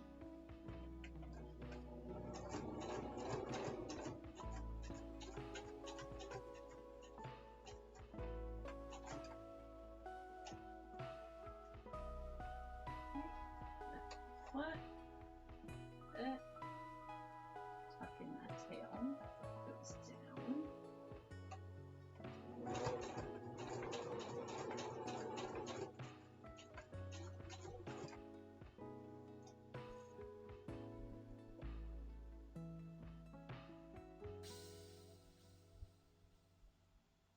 Muttering is an essential part of the process. The zigzag stitch is and is not more durable. It's interesting. So the way that, so a zigzag stitch would hold the edges down more, but it's also a longer stitch, so it's more likely to get caught and snag and break the thread. Whereas a straight stitch is more secure, I suppose. Yeah, they would both work well, and I don't think one is functionally better than the other. I think it's going to be more of a matter of the look of it.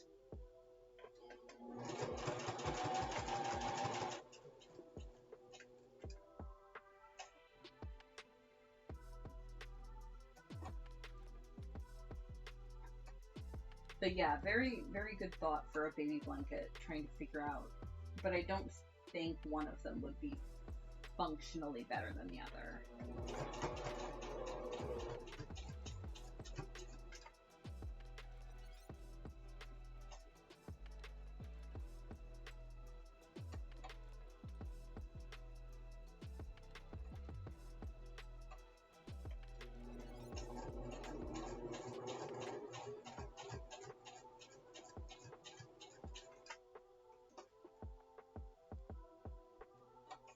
Up. And they'll both take about the same amount of time too, because it's the same motions, it's the same having to lift and pivot and such, so one isn't really faster than the other either.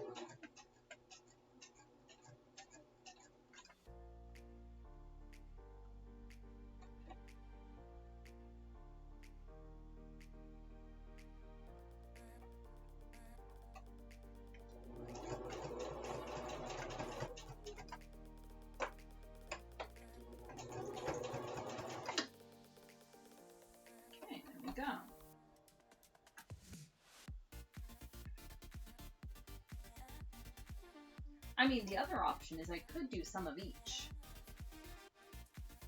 I could do a mix of straight stitch and zigzag and sort of alternate them in the finished blanket. That could be cool too. And there will also be quilting that goes on top of this as well. Alright, let's pull the pin.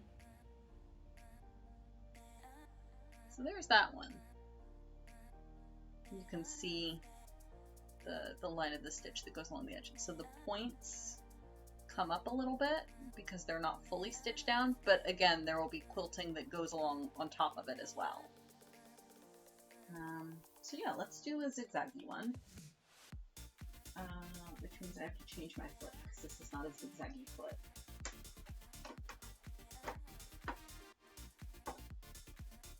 First birthday card out of felt and embroidery floss that he could not destroy until his teeth grew in. Aww, that is very cute. Okay, where's my other foot? I hope it's in here.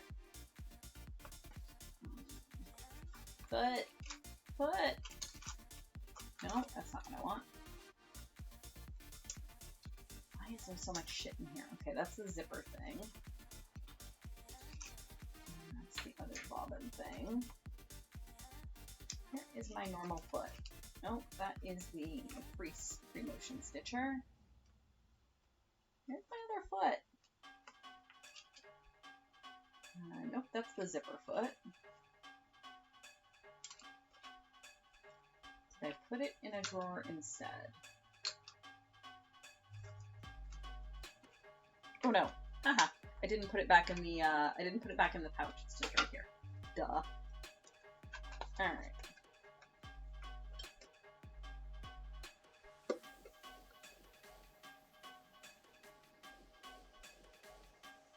Oh yeah, dollar store is fantastic. I was talking about that the other night, about how you can get, like, obviously you have to be a little bit careful. Sometimes the stuff at the dollar store is super low quality, but sometimes it's not.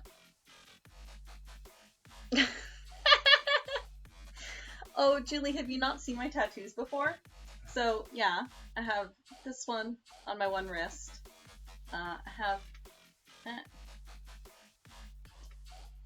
that one on my other wrist. So I've got the both of them. Yeah, I have a high quality one too. I'm planning to, I really want to get like the dancer symbol and the scholar symbol beside it for White Mage. I just haven't yet. I do not main White Mage anymore, but I did at the time. So I want to add my other two proper mains to it. Okay, so that clip comes off. You should probably dust this at some point too. I also want to get the Scion's, what do they call it? There we go. Why can I suddenly not remember what it's called? But they're funky little, the Circle of Knowing mark. Archon mark. That's it. Yeah, the PhD neck tat. I wouldn't be getting it on my neck, and certainly not on my face. But I would like to get an Archon mark tattoo as well.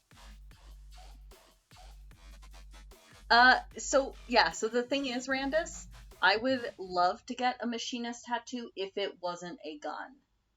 Like the fact that even stylized, it is clearly a gun. I'm not willing to get a gun tattooed on me. Considering, you know, obviously people that knew FF14 would be like, oh yeah, that's so cool. But people that don't know FF14 would just be like, oh, that's a gun. So that's not happening, unfortunately. Alright, time to iron another star.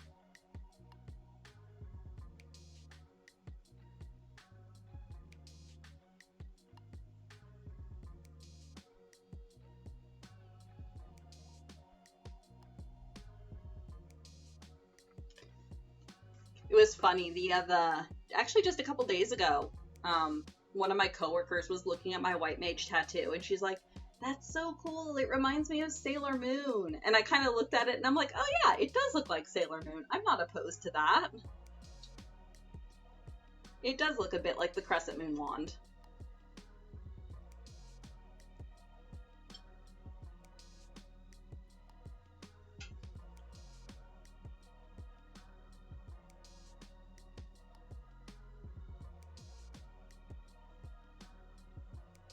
Get a prospectometer?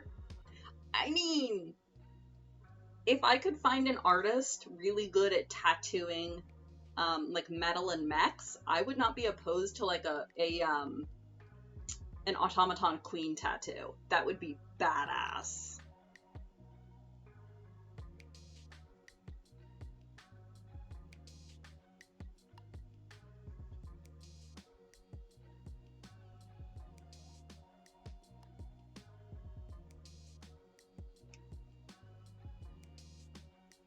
What do you mean, Julie? The prospectometer is a box.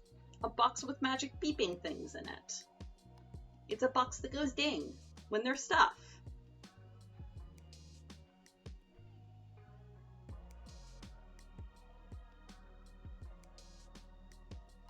I don't think so. I think it's just kind of a box that goes ding when there's stuff. I think Stefan Vivian might hold up like a little like tricorder thing at some point, but we don't really get a good look at it. And I could be misremembering.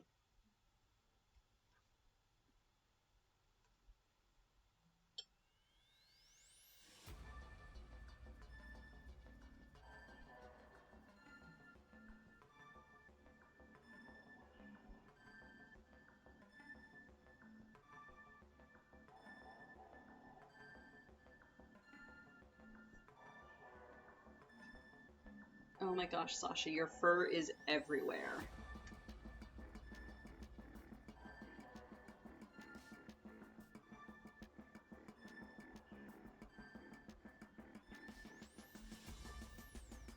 You know, I really hope Henry doesn't end up being allergic to cats, because this blanket will have a non-zero amount of cat hair within it. Just inevitably.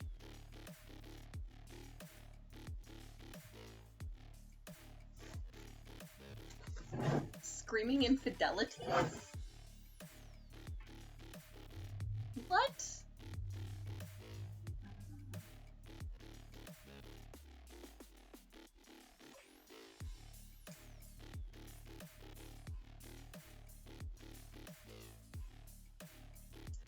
Snip all my stitches here.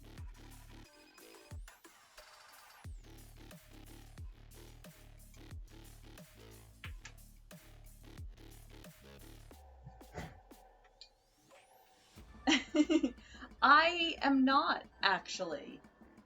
I've never really been I never even, like, even as a teenager when I thought I was still straight, I never really had an emo phase. I did not have the teenage girl witchy phase, I had the teenage girl Egyptian phase. But yeah, I never actually really got into the, like, emo or goth scene at all. Which is kind of surprising, because I had friends who were, but I just never was myself.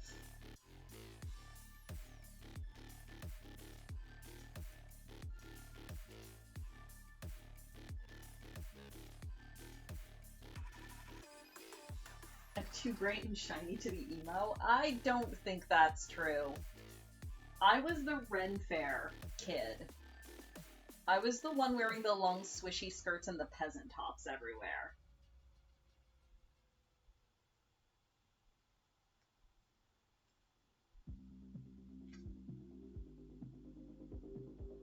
It was also the theater gay, but like the tech theater gay.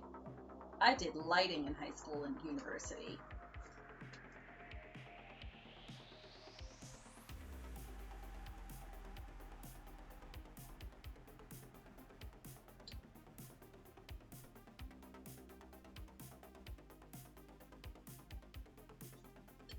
Witchy phase, she says, wearing a little witchy hat. I mean, it's not like I go by Patch Witch now or anything, you know?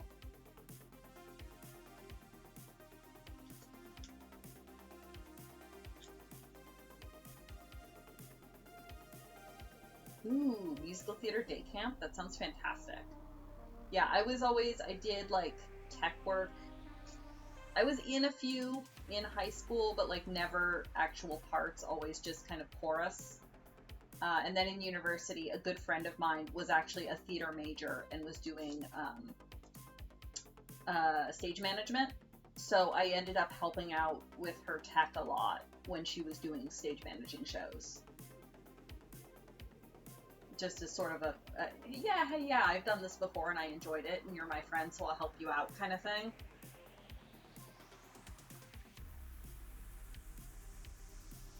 Okay. Get this roughly centered. And then I'm not exactly centering them, and I'm not orienting them any specific way, because this is a baby blanket. He gets what he gets, and if it's a little bit like messy and off center, that's kind of what I'm going for.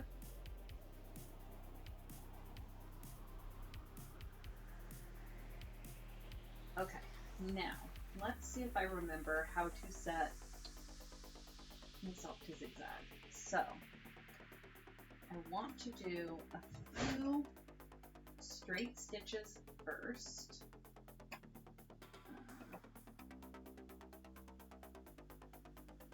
Go forward or backward?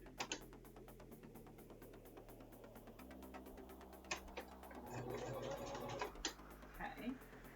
And then move my needle up. And then here, I change. Oh, I have to switch it here. Right. So it's currently on straight stitch. I want it to. Okay, zigzag. I want it to stay a medium or a fairly short length. But I think I want it wider.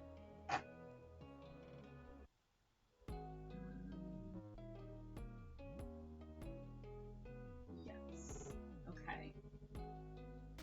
No, I want it wider than that.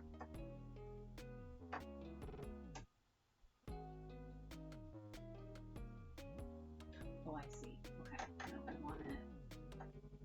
Just gonna have to move it slightly. That's the center line. Okay, let's see if that works. Down.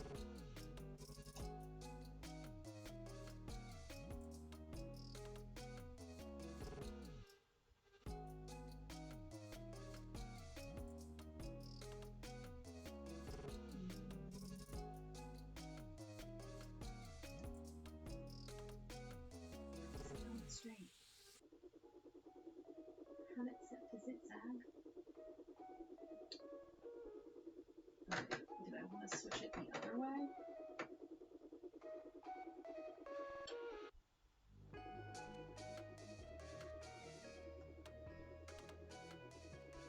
Okay, yes.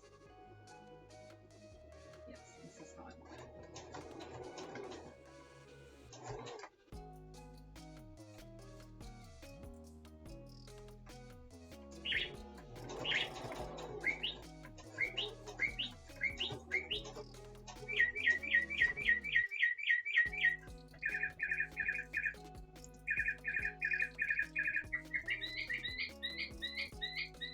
Haven't done zigzag stitch in so long, trying to remember how my machine functions.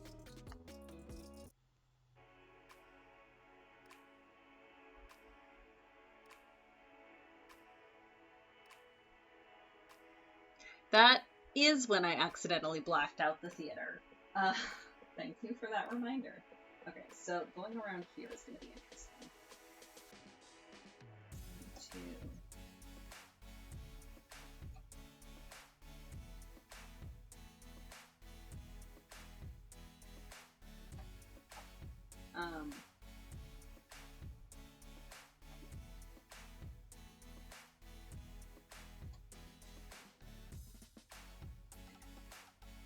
Yeah, so I had,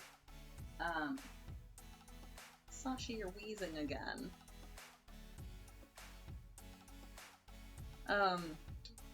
Yeah, so we were doing, I want to say it was the importance of being earnest. And there was one point I was running the lighting board, and there was one point in Act 2 where I had a really long time between cues. Like, I was going to be sitting there for like 20 minutes before the next time I had to change the lighting. So I had a book with me, and I got the lighting in the cue it needed to be in, and then kind of sat back to pick up my book, and stretched my legs out to get comfortable, and kicked the plug out of the wall, which killed the light board, which, because everything was running through the light board, killed all of the lights in the entire theater. And for a second, like, I didn't realize what I had done, and nobody else did either, and we were all like, shit, what's going on? Nobody moved. Like, what the fuck? And Michelle came running back to, like, try to help me troubleshoot the light board. And then we kind of looked, and it's like, oh, the plug is out of the wall. Luckily, it was not actually a performance, it was just a dress rehearsal. But I felt so bad. Amazingly, she still let me run lighting board after that.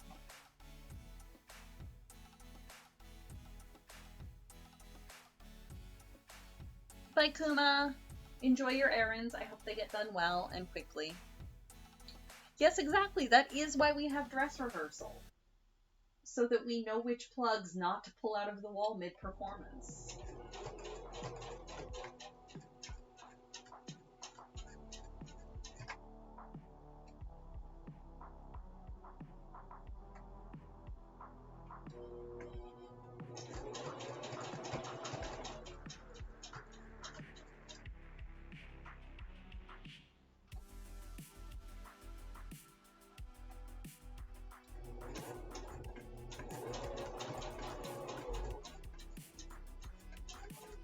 I do feel that zigzagging is not going to be as neat and tidy as straight stitching.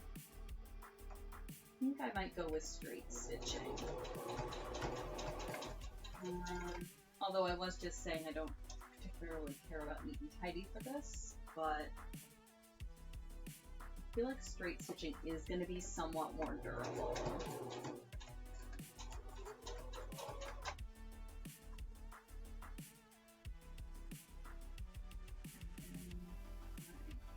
Stitch back to... Oh right, I can't put the needle down. Duh. Pull the needle back to top, switch my stitch.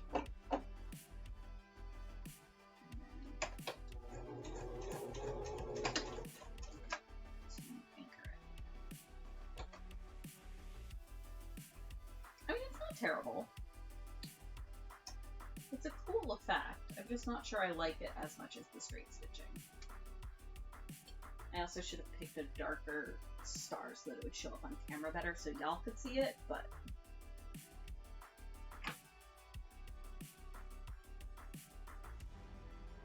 And pull the needle out, or the pin out. So there's what it looks like with the zigzagging. And again, I know the zigzagging is a bit hard to see.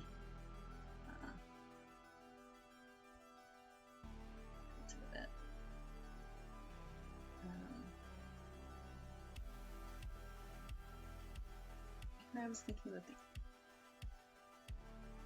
stuff for babies is so small and cute. Yeah, I think I go for the straight stitch. I'm glad I tried this. But yeah, it's because, again, I don't know how well it's coming across on camera, but because the stitches are so long, it'll be so easy to snag them and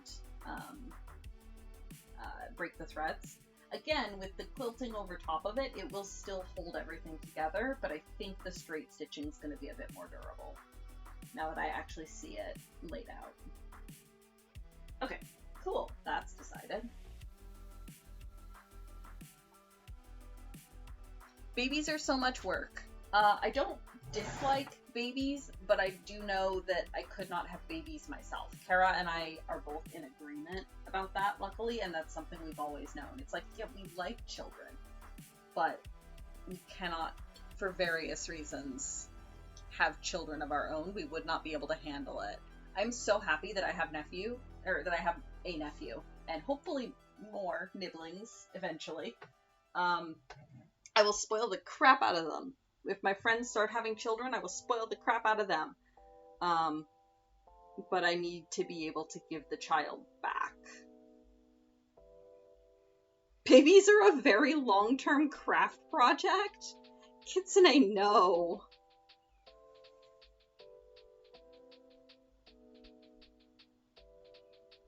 Your sister hasn't slept in 4 years. Good lord.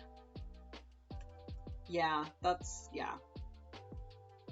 The lack of sleep. The bigger thing for me in particular is the noise. I have some pretty extreme noise sensitivities that only seem to be getting worse over time. So having a baby crying uncontrollably and not being able to get any quiet is not a thing that I could handle.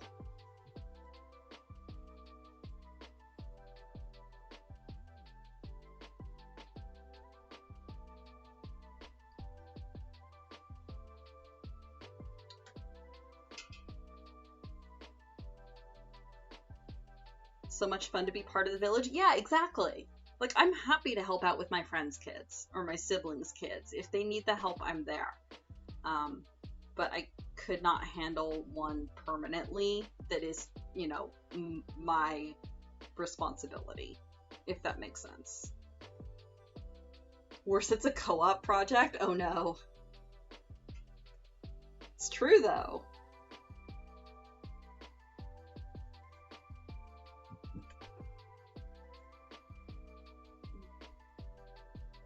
Oh, hey, it's afternoon.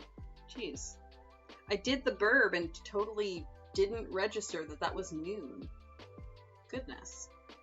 I will finish ironing this star and then take a brief break then. Go get myself a refill on tea.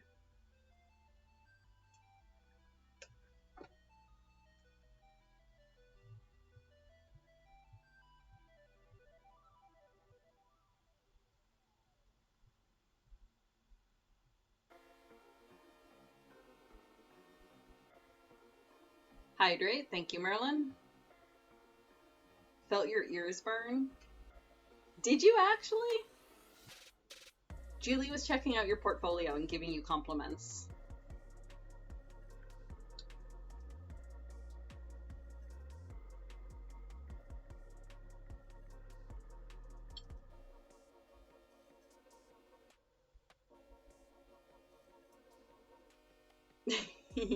Thank you, Kitsune. Okay, there we go. Star ironed. We will do a teal one next. That said, I will take a brief break and get myself a refill on my tea. Everybody else should get up, stretch, get your own hydrations, and I'll be back in just a few minutes.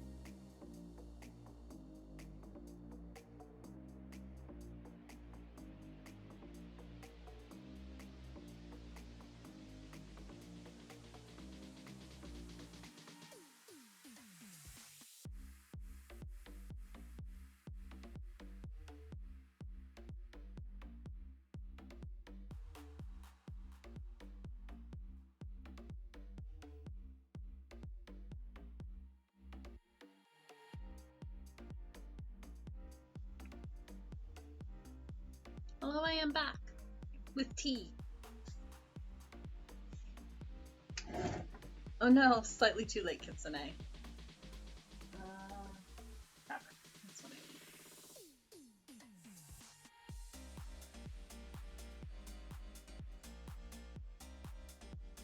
And again, you probably can't super tell on camera, but these squares are not white. They are slightly off-white. Because I figured that might be a little bit better for a baby blanket, so they won't show as much dirt as quickly.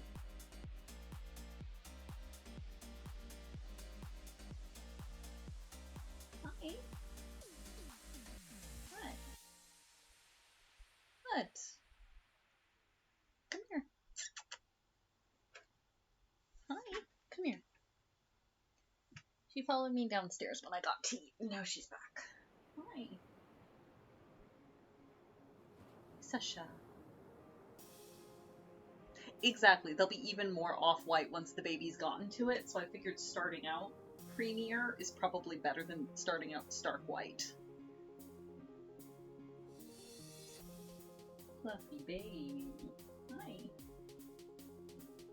Hi. You gonna move back over to my sewing chair and curl up again? When I got up to go get tea, she followed me downstairs. Also, I looked out the window and it is snowing outside again, and I don't like it. Hi. Yep, okay, down you go. Thud. Yep, back up into my sewing chair.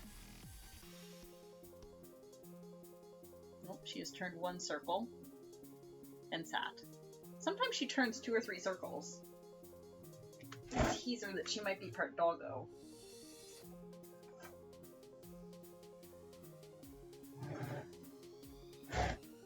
The awkward thing about this table is that the support for it is right in the middle. So it's always a question of how to scoot my chair. I can actually, if I'm not doing zigzag, I can switch back to my other foot. So the difference is, so this one, you can see that the hole here in the center is longer, so that when the needle zigzags back and forth, it isn't hitting metal, which is what you want. However, the foot itself is much wider, whereas this one, which is the one I typically use, it's only got a hole in the center, so it can't, I can't use it for a zigzag stitch because it would be zigging back and forth and hitting the metal, but it's sized to measure for quilting. So this side, this bit here, from the middle to this side is 1/4 of an inch, and from the metal to this side, this more slender part here, is 1/16 of an inch. So if you're measuring, like most of the time I'm measuring for a 1/4 inch seam, I can just line the edge of the fabric up against this side of the foot and know that I'm stitching a 1/4 inch in. So that's why I typically use this foot, especially when I'm doing quilting.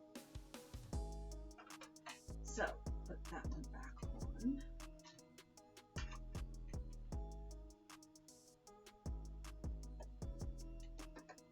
And then I've got another foot that's specifically for sewing zippers, but that's a whole other beast. There we go.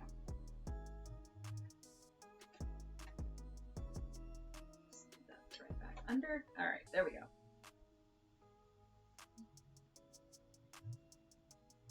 Because I'm using this 1/16 inch side to measure up for where my stitch should be.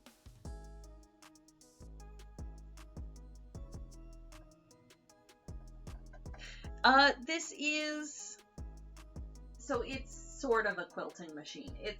It's one step up, I think, from a general purpose one. It does have some features that I got specifically because they're more useful for quilters than they are for anything else. Like I can actually drop the feed dogs on this so that I can do free motion quilting. Which if that means nothing to you. So the way that a sewing machine works, it's probably very hard to see here, is that there's little ridged pieces in the base that when the sewing machine is running, they're little teeth pieces that basically come up, grab the fabric, move it, and then dip down again. So that's what actually feeds the fabric through the machine as I'm sewing. And it keeps the fabric moving in a straight line, essentially. So if you're doing straight lines, which you are most of the time, that's not a problem.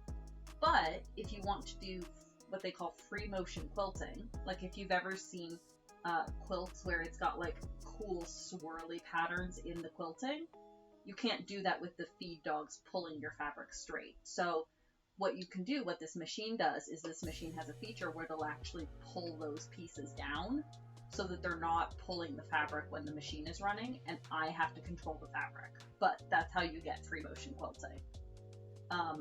So my old machine couldn't do it, but this one can.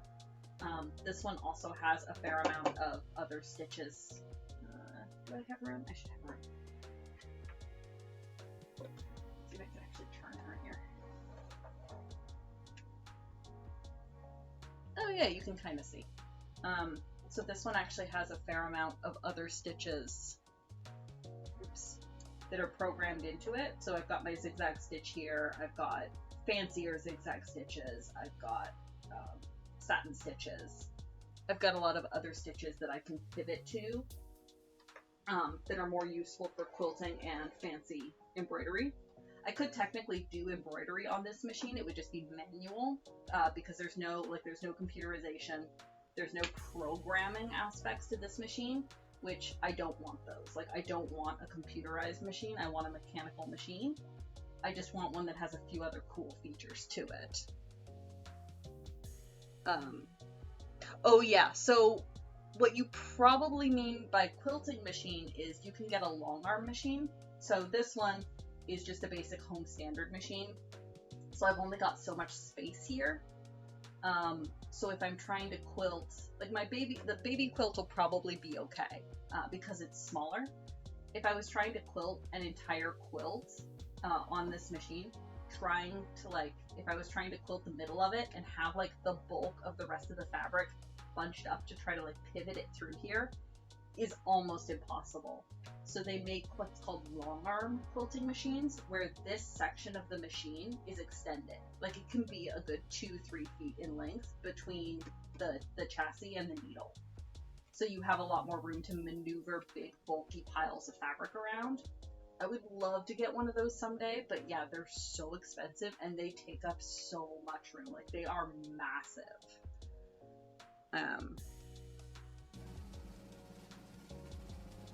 Steak for baby. Yeah. If she's got a long arm machine, I'm sure it's massive. Yeah, I've got little miniers. I've got 1, 2, 3, 4, 5 minier, 6 minier. I have a Clefairy here.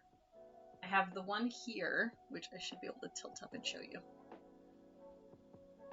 which is a cat sitting on the fabric that says helper. I wish it was a black cat, but it still works. And then I've got one on the back here that's Yuri on Ice, and I've got a couple on this side over here that are Final Fantasy 15, and a Moogle. I have a Moogle down here too. So yeah, stickers, and the table that all this is sitting on is white, specifically so that I can write and draw things on it. It's got like inspirational quotes and shit scrawled all over it. I like stickers, and I might as well make use of them if I'm going to buy them.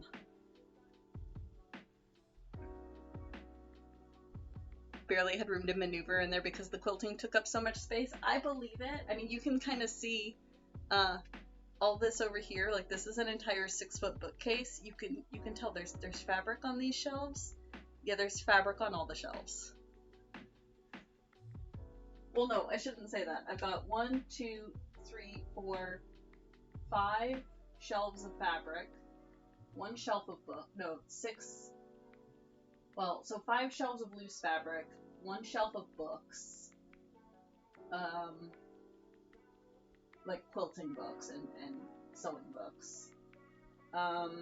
Most of that bookshelf is actually resin supplies, beads and glitters and things. And then I've got 1, 2, 3, 4, 5, 6, 7, 8, 9, 10, 11, 12 of the like fabric cube bins that are also full of fabric of various kinds sorted out.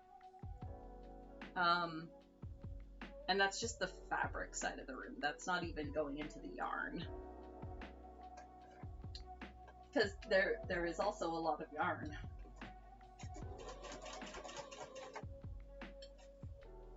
But the yarn is on the other side of the room, in totes, for the most part.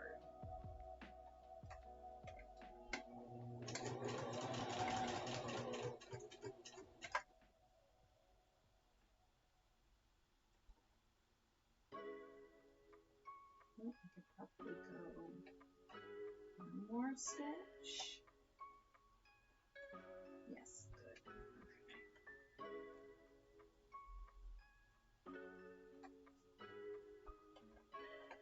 Oh, come here, petal. My petal has moved to an awkward angle. Oh, come back here. Oh, I see the problem. It has gotten twisted around itself. Come back here.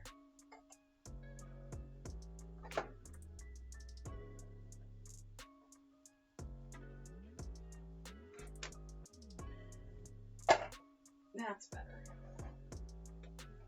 My foot was cramping up. Why is my foot cramping up? My ankle's at a weird angle.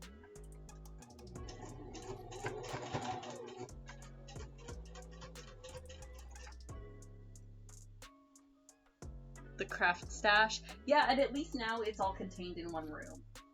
Like, now that I actually have a crafting room, it's pretty much all moved up here. And anytime I get anything new, it comes up here. It's not like it's all over the house the way that it kind of used to be. Oh, I'm a dumbass. I'm like, why am I having to move these, thread tails out of the way? What did I not do with this star?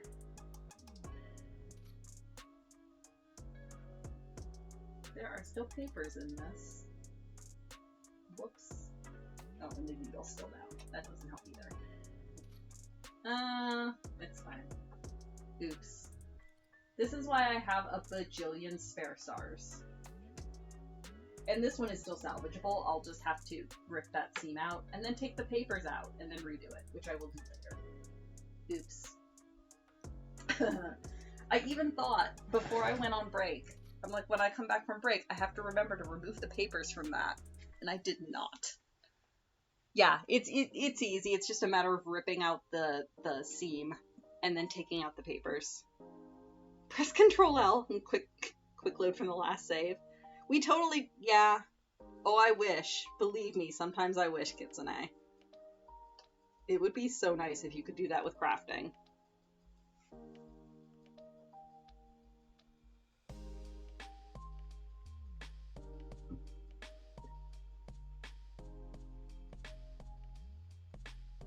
Yeah, exactly, Julie. It's like, can I just undo that last thing I stupidly said?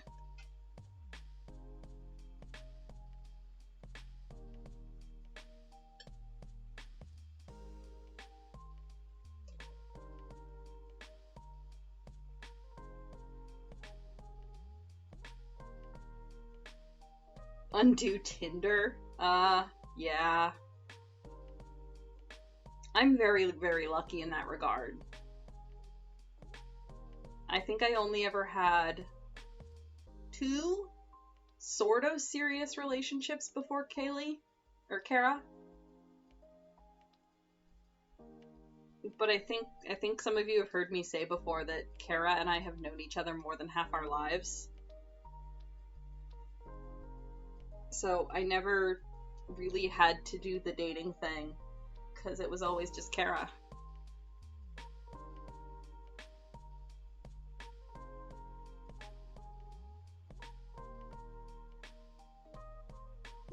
We sound adorable. We are adorable, thank you. Yeah, I met her when I was 16. Well, met. We first started talking online when I was 16. I think... I want to say the first time we met in person... Oh no, I know for sure the first time we met in person I was 21, because it was right after I got back from Japan.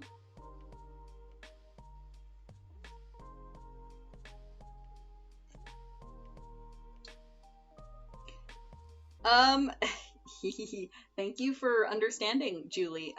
It was not a forum. She got in contact with me and offered to beta read my Yu-Gi-Oh fanfics for me because I was writing a long runner and I don't really have a brain for details, so I kept messing up like very small minor details. And she has a fantastic memory for the written word, so she contacted me and was like, I can, this thing that you said in this chapter, well, it contradicts something that you said like 30 chapters ago. I can beta read for you if you wanted. And then we did the lesbian thing, where we started talking every day and became best friends, and kept talking every day, and turned down dates with other people because we wanted to go home and talk to each other instead, and met each other in person, and didn't realize we were dating for years.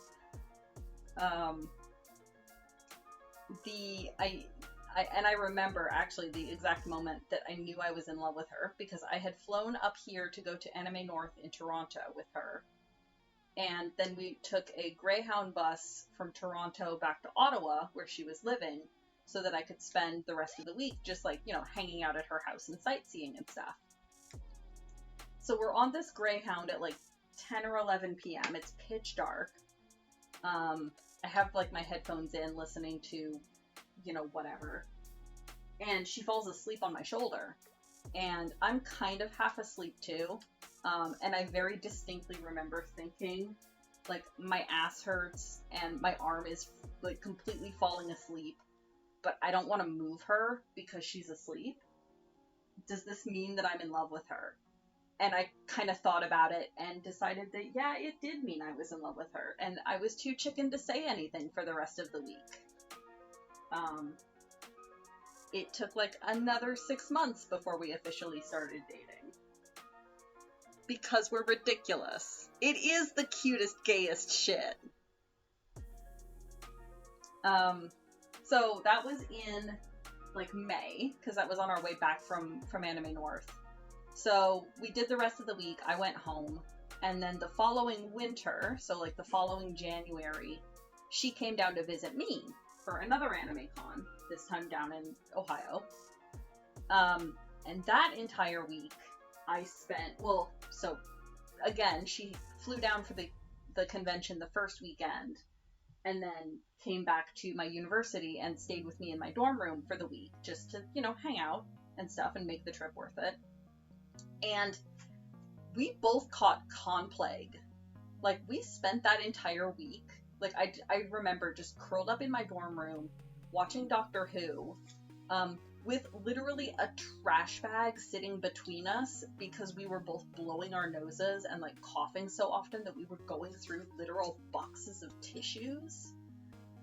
We were both just, like, so sick and miserable. But then at the end of that week, I had to take her to the airport for her to fly home. And so she got checked in, sent her check bag through and everything. And as she's getting ready to go to security, she hugs me, and like, neither of us wanted to let go. Like, it was that kind of fairy tale moment where we both just kind of knew, like, neither of us wanted to let go, and neither of us wanted her to go home, but of course she had to. And I remember, smooth and charming and suave, I went, can I kiss you? And she went, yeah, I'd like that. And then she had to go through security, and I went back to my car and cried for 20 minutes. So yeah, that's pretty damn gay. Oh no, where did my pin go? Uh-oh, SpaghettiOs, I've lost the pin. Oh no, it's still in here. It's still holding this one. That's fine. Yes, that awkward, I guess we kiss now? Exactly. Pretty damn gay, exactly. We sure are. And then, yeah, exactly, Yalk. And then we became roommates.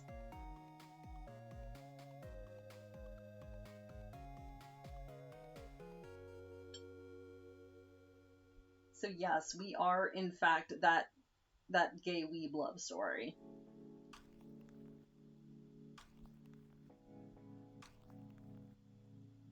are in fact that nerd shit. Okay, there's no papers in this one. I'm good to start sewing it.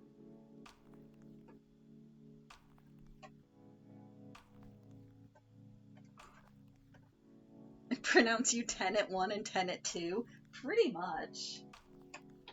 Oh no, I don't need to go backwards.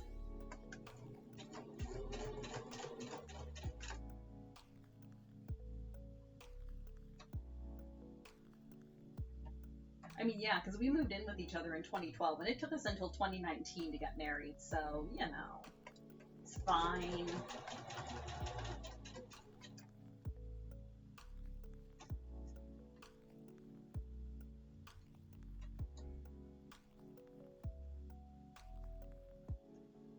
Our engagement was a whole other wild story.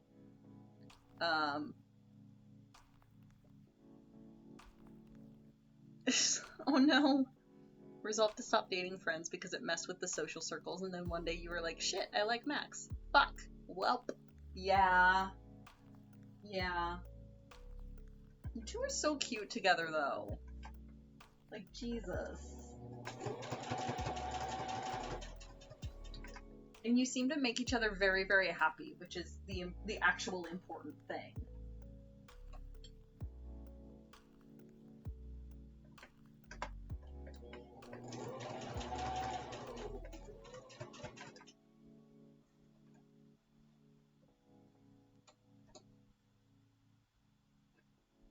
No, I can go one more stitch there.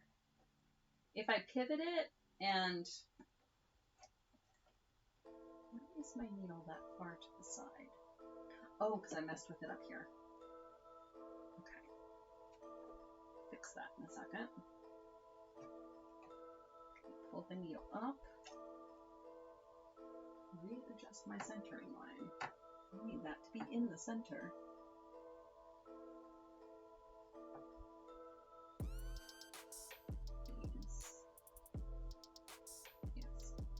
Yes, we'll call that centered.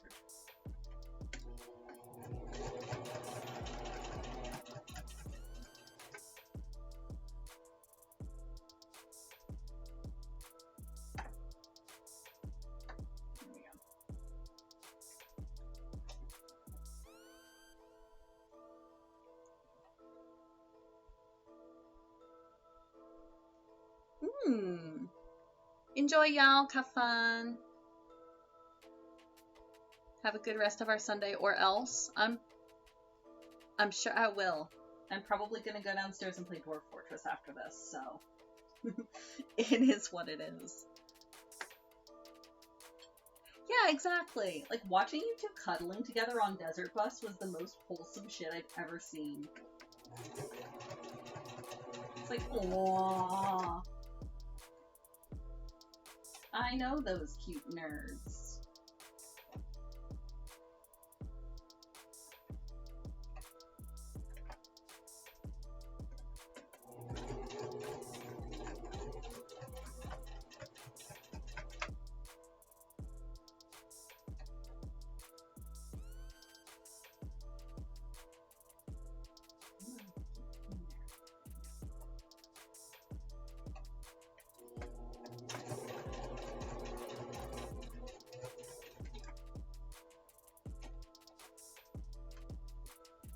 Will I have this blanket done in like a month and a half when we go down to see the puppy?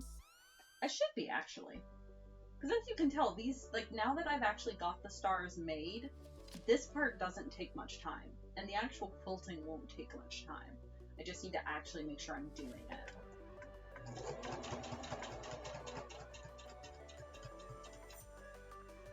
So, now that I know my machine isn't too loud, this and the dice bags will probably take over Sunday streams for a little bit. Just to make sure I get them both done when I need them done.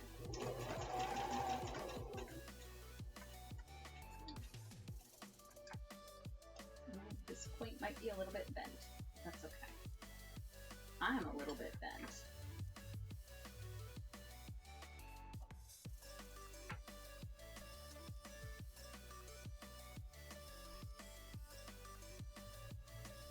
Oh, but yeah, so our engagement story, if if anyone's not heard that part. So in 2018,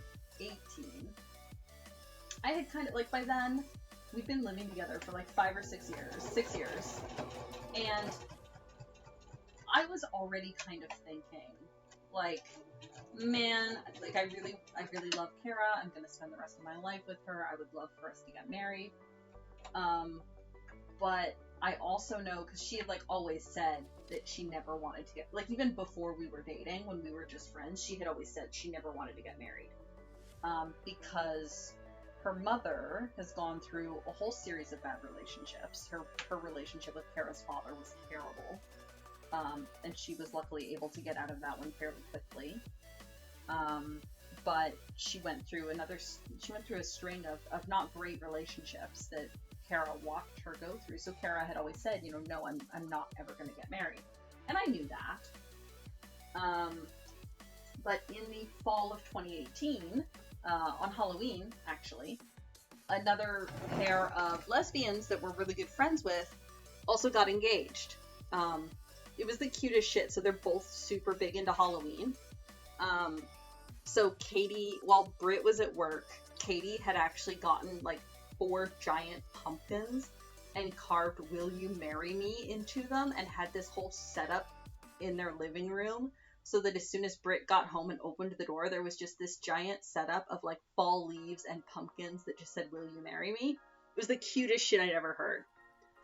So of course, with them getting engaged, it got me thinking about it again, and I started like dropping hints of like, oh, you know, if we ever got married, it would be really fun if we did this. Or like, oh, you know, if we ever got married, it would be cool if our wedding colors were like this. But she kept shutting me down super hard. Like, I could tell she did not want to talk about weddings. She did not want to talk about marriage. So I was like, okay, like, SJ, you need to cool it. You need to back off. You know, we're already living together. We know we're going to spend the rest of our lives together, and that's enough. Like, we don't have to get married. And it's clearly making Kara uncomfortable, so I need to cool it. So I did. I shut up about the wedding talk, and I just, you know, and honestly, once I had thought about it and, you know, internalized it and kind of gone through it all, it was fine. Like I said, we knew we were going to be together for the rest of our lives. We already lived together. That's all I needed. So, come January, we're going to a convention that's just over the river in Gatineau.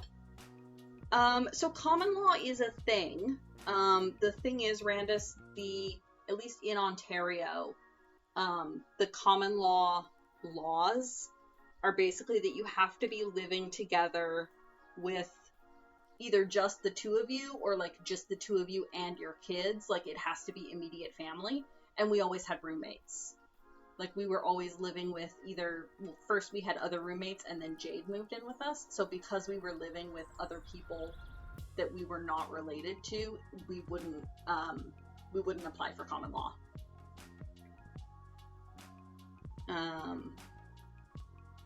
It probably varies provincially, but that's how it is in Ontario. So come January, we were going to be working at a convention just here in town, like a really, really small convention. And of course, Kara and I cosplay. Like, that's one of the things that kind of cemented us together. And we've always had fun doing like couples cosplays and stuff. Like our engagement, or we had done a big photo shoot at the Tulip Festival as the Netherlands and Canada from Hitalia, because the Tulip Festival. Anyway, cute shit. And we had always kind of said that we wanted to do like a formal wear photo shoot, like get a really fancy dress for Kara's Canada, and get like a suit and tie for my Netherlands, and do like a really formalized, like fancy photo shoot. Yeah, Hitalia's couples cosplay. They're really cute photos. They're adorable. So we're like, okay, well, this con is really, really small. Like, we're just going to be sitting at a table all day. We'll have plenty of energy afterwards. So let's plan to do the fancy photo shoot there. And we're like, okay, cool. So Kara got a fancy dress for her Canada, and I got like I didn't get a full suit, but I got like a nice waistcoat and dress shirt and tie for my Netherlands. And we go to the con and we sit and do our tabling thing all day. And I suspect nothing. I suspect nothing whatsoever. In hindsight, a couple of our friends kept like popping by the table, like really bouncy and like more energetic than a tiny little backwater con really warrants. But I suspected nothing. And then, oh yeah, so gay. Oh, thank you, Merlin. I was just about to do that. And so we go to do our formal photo shoot. And,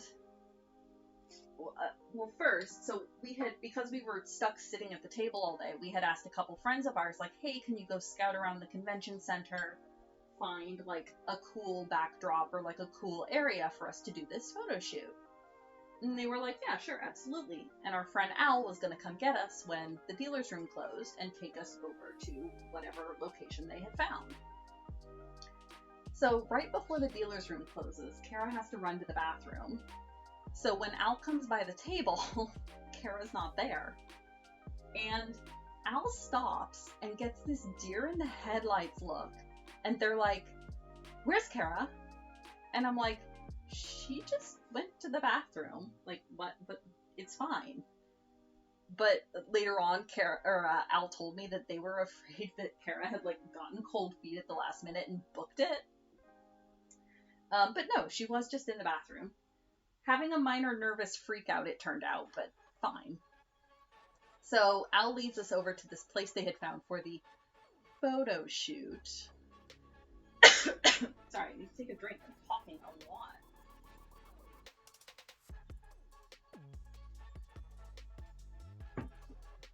And the only thing that stuck out to me as weird at the time is as we're coming down the stairs into like this really cool courtyard area that they had found, is that Kara's brother was hanging around, which I thought was kind of odd, because like, I mean, yeah, obviously it's her brother, but like we have different friend groups and it's not like he hangs out with us at cons. So I thought it was kind of weird, but I was like, oh, it's the end of the night. Like, we're all the way across town. He actually lives really close to us. You know, he's probably just going to grab an Uber with us to go home and split the Uber. Like, okay, yeah, that makes sense. So as we're getting set up, again, for this photo shoot, I happen to have a Starbucks cup with me because in this stupid convention center, tell me how stupid this is. The Tim Hortons was not open on the weekends at the convention center. All there was a Starbucks. So I have this Starbucks cup with me, and I was like, jokingly, I was like, oh man, Kara, it's too bad this isn't a Timmy's cup. I could pretend to propose to you. And I like went down on one knee brandishing this Starbucks cup, and she goes dead white.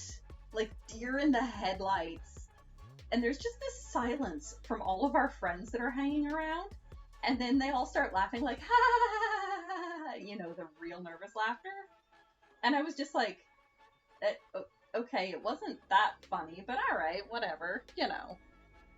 It sounds like Canadian cons. Yeah, exactly. Yeah, exactly. All of those, oh, that's strange, oh, weird.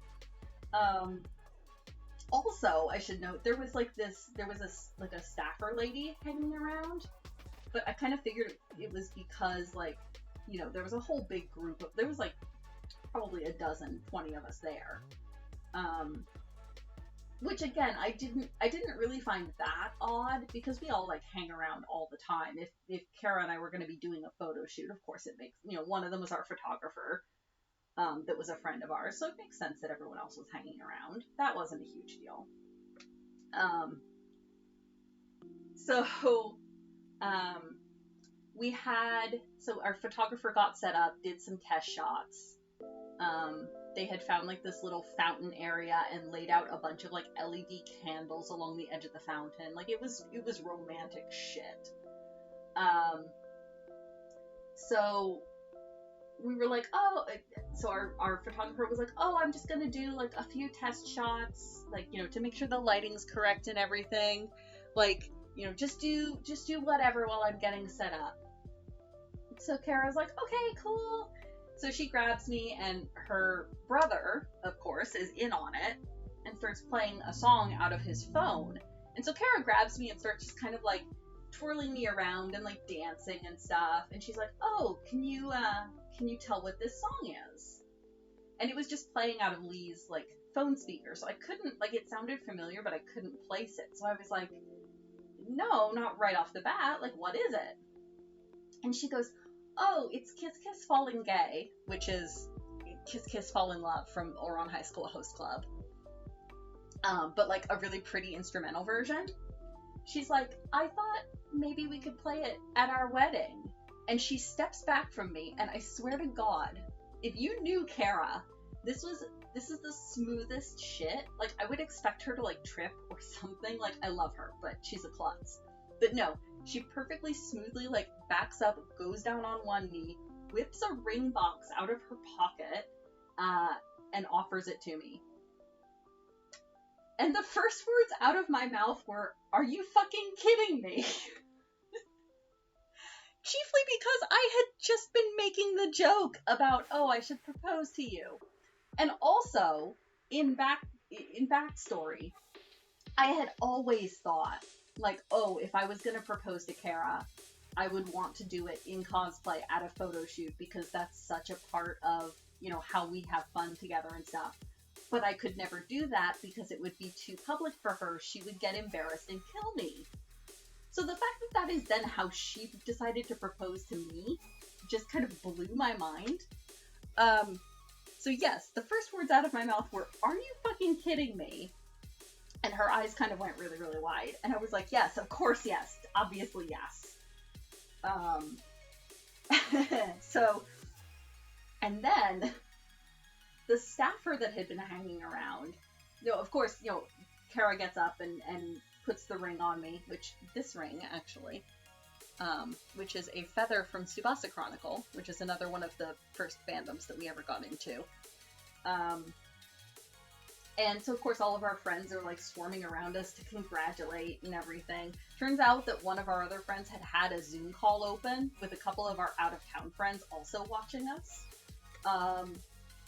And the staffer that had been hanging around comes walking over and, in a very, very, very familiar voice, goes, hello, and whips off her wig, or the wig that she had been wearing. And it turns out to be our friend M. But the thing of it is, M doesn't do cons. Like, she's an anime fan, but she's not, like, into the con scene at all.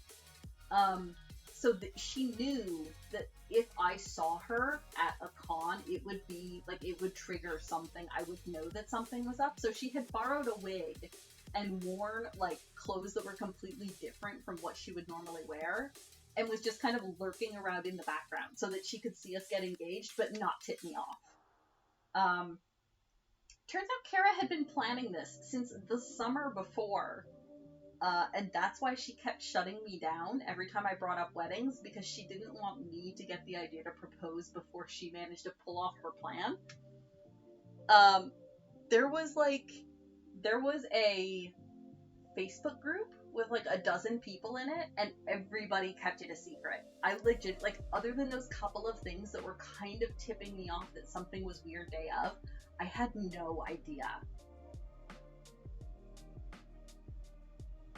So yes, the gayest, weebest shit. Oh yes, the honeymoon story, wherein she twisted her ankle and I had to carry her. But I love her. I would do it again.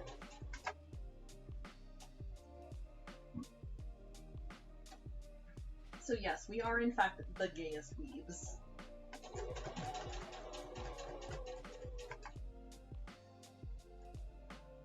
We did not get married in cosplay because I think our parents would have killed us. But yeah, we have engagement pictures and such in cosplay.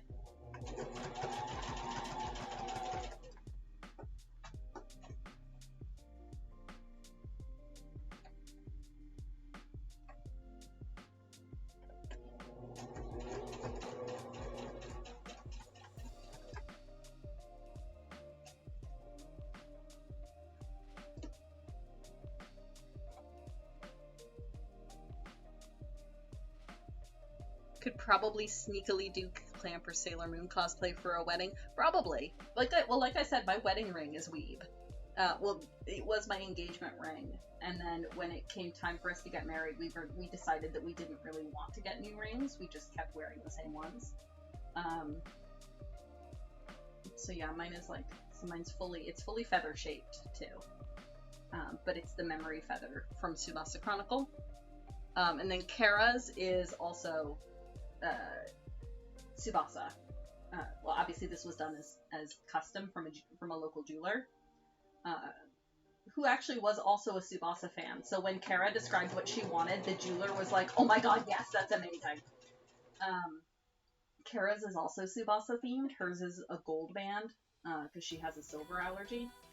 And it's got a dragon carved into it, and the dragon is the guardian of Kurokane's family in Tsubasa.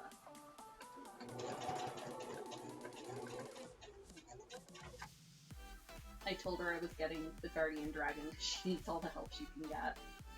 Again, see the honeymoon story, wherein she tripped and twisted her ankle on our honeymoon.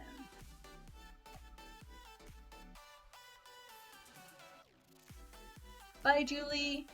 I hope you are able to sleep and get some real rest and get some food and feel better soon. Thank you for coming and hanging out.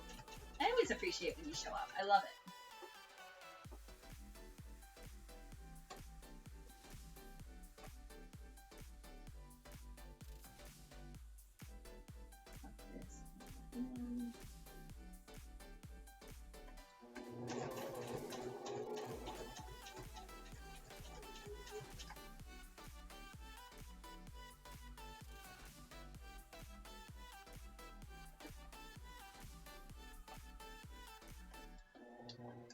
Whoa, wait a... Oh, no, it's 1:02. Okay, I'm like, wait a minute, how is it already 2 o'clock? But that's because I still haven't changed my bird clock back.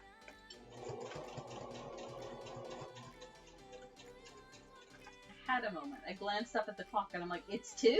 No, it's not. Not quite. Not yet.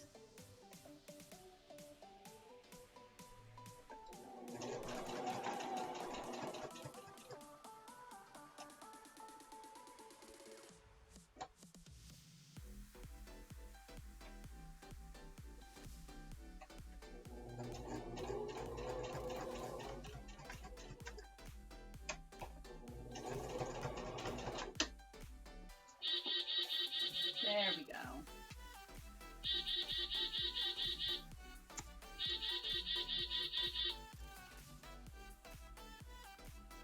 A split attention thing, Randus? You're gonna focus on something other than me?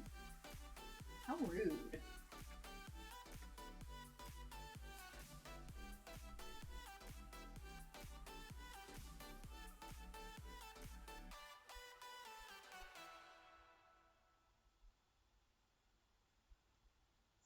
Off my tails.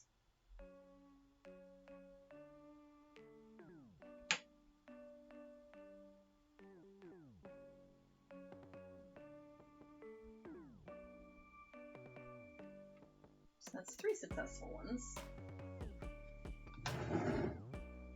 You're going to focus on something? You're gonna focus on something?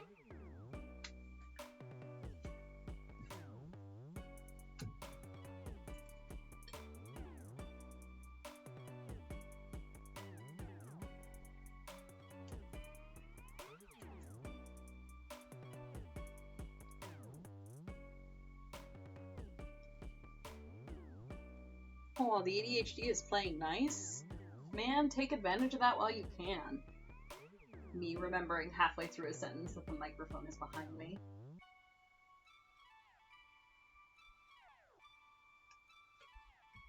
Oh, Fire Emblem is good. The new one? Or are you still trying to finish up one of the previous ones?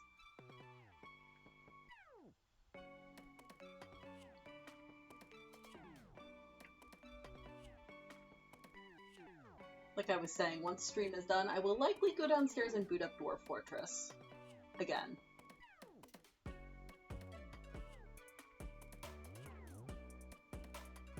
Ah, the new one. Excellent. Oh, it's good? I've been seeing the commercials and stuff for it. I hadn't actually heard any reviews for it yet.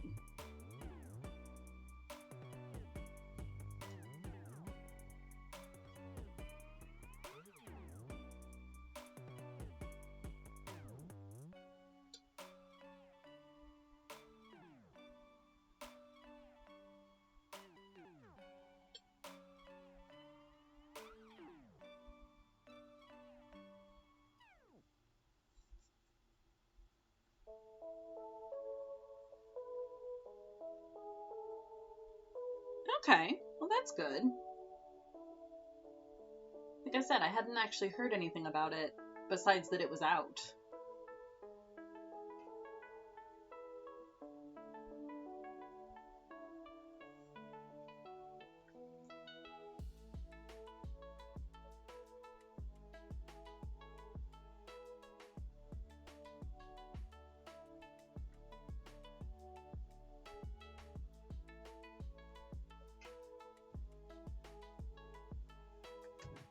Okay.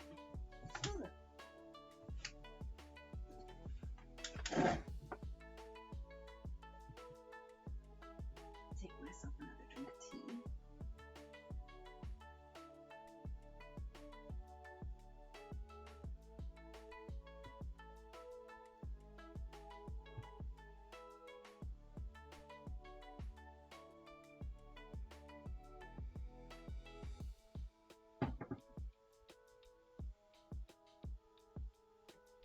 Alright. Papers come out.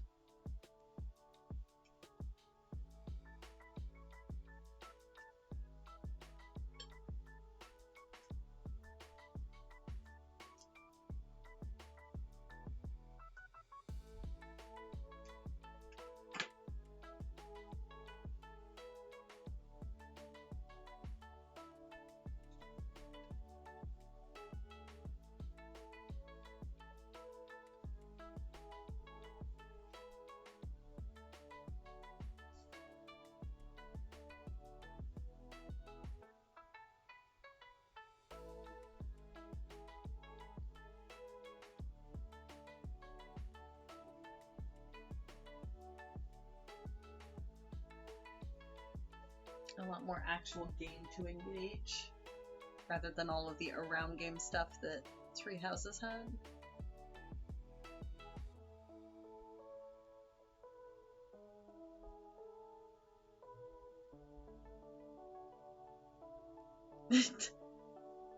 Protag has two redeeming qualities. They're voiced, and she's dumb as rocks, and I love her. Fair enough. Love us a dumb as rocks protagonist.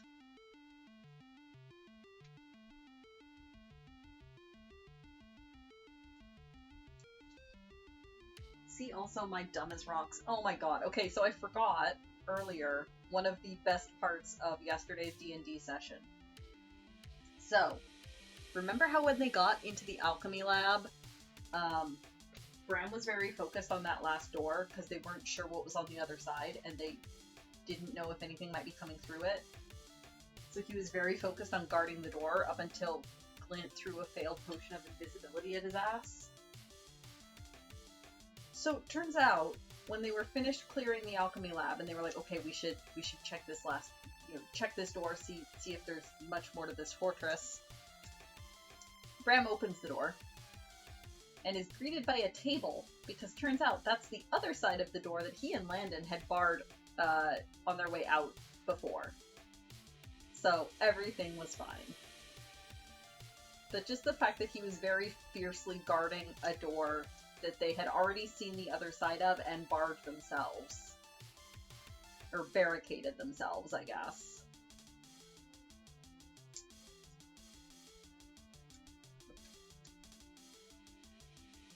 Love me my dumb as rocks paladin. He's fine, okay? He tries very hard.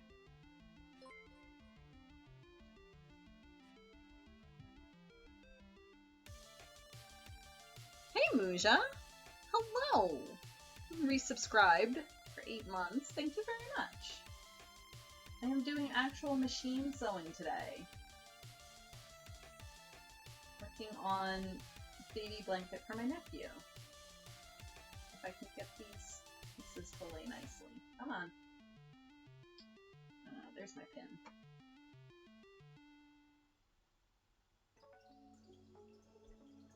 You've been a ghost of work and now school? Oh. Just back to school for continuing education, or are you taking something new? Either way, good luck.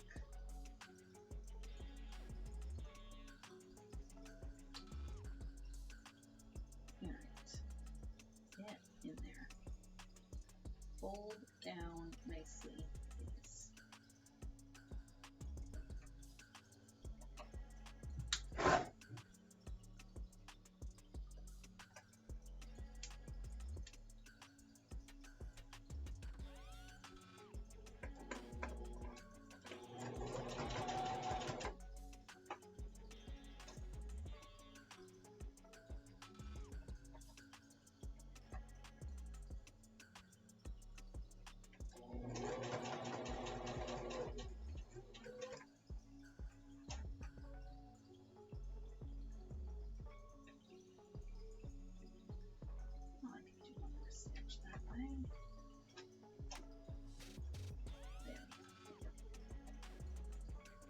Of an inch is always a lot smaller than you think it is.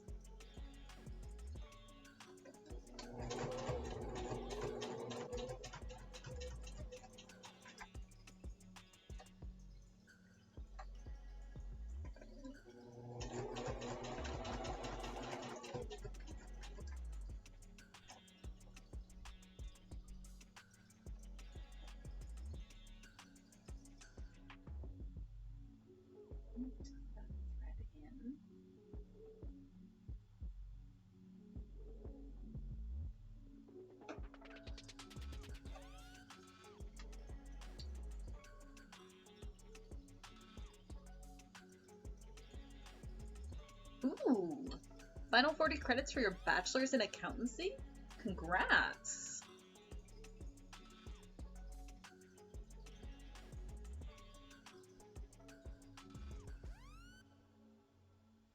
Weekdays are school and work, and weekends are I get to do things! Yeah, that's fair. That sounds correct.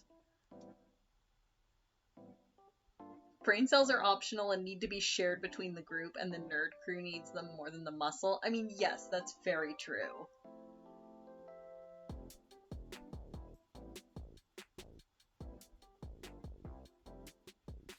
Dang! CPA time! You got this.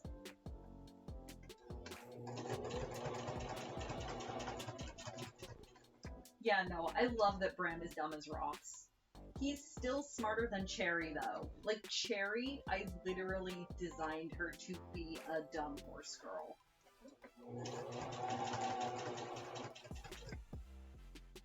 To the point where when the nerd in the party uses big words, sometimes she has to roll to see if she knows what the word means.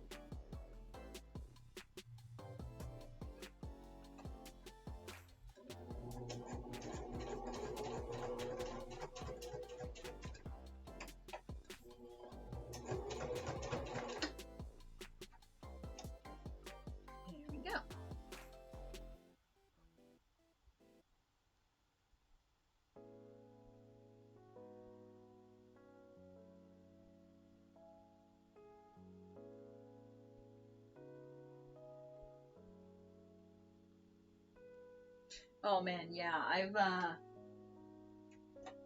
been trying to get myself up to snuff for my job. We're doing a tax audit here in the next month or so. Not because we've been asked to, but just an internal making sure we're up to snuff before we actually get audited kind of thing. Which means I've spent the last week or two reading Canadian tax code, which is actually really interesting. It's fascinating. And then trying to actually apply it is where the confusion comes in. But it's been really interesting. Okay, another star down. Time to iron again.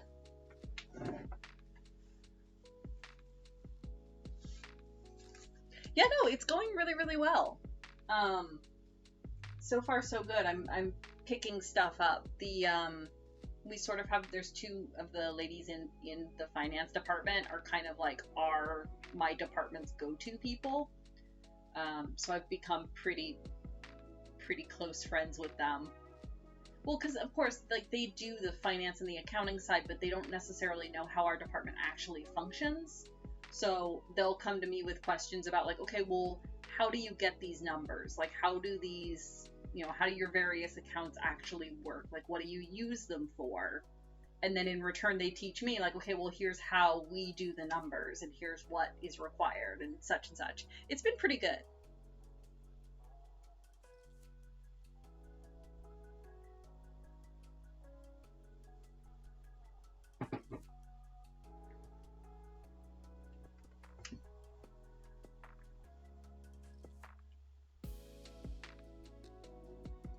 It's still sometimes, like, kind of mind-bending occasionally, especially since the software that we actually use to manage all of our student accounts is proprietary, well, like, it's third-party software, and doesn't always do the things that I want it to do. And when I contact the support team to be like, why isn't this doing it, the thing that I want it to do? They just kind of go, we'll look at it. Like, thank you. Or worse is they'll be like, oh no, that's just how it is. You just have to work around it. And it's like, but I don't want to work around it. It would be easier if it just did the thing. I get that, yeah, I understand that obviously programming is not that easy. But when I ask it to run a report that is programmed in and it doesn't pull the numbers correctly, and you just go, oh, well, you queried too large of a database. It just does that.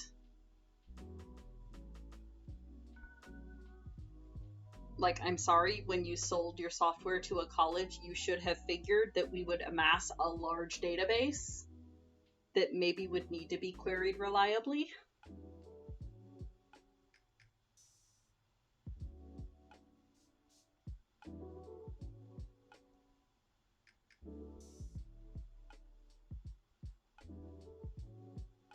Ugh, yeah, IT. Like, I love, like, I will say our on-campus IT guys are fantastic. They respond super fast anytime I need anything. It's the guys at the software site that are a bit, we'll get to it maybe.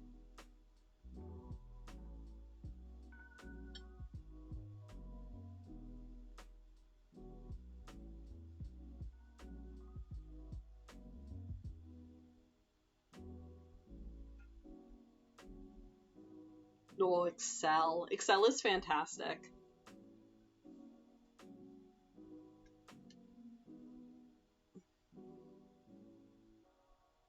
They heard that you're the Excel guru. I mean, yeah.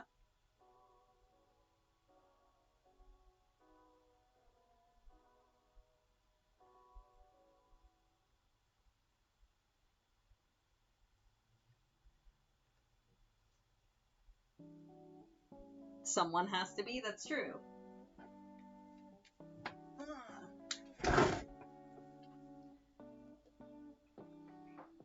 Yeah, no, I love the feeling of pulling a report for a 6-month time span and staring at it and going, this isn't right. These numbers are way too low.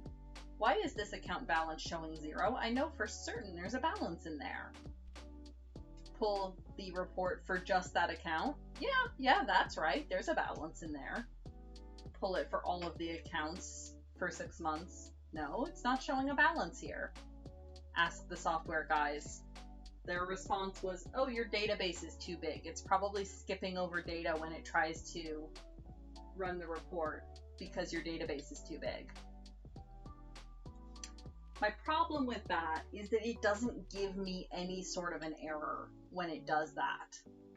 Like, if I hadn't noticed that, oh, these numbers look wrong, I would never have known that the numbers were wrong. Like, if you're gonna, like, if your report is gonna fail and not pull accurate data, at least give me some kind of an error.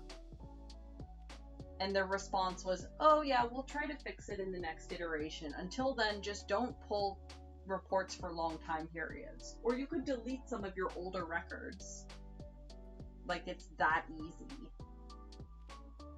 I told the finance girl that, and her eyes just about popped out of her head. She's like, what do you mean they told you to just run smaller reports? And I'm like, that's what they said.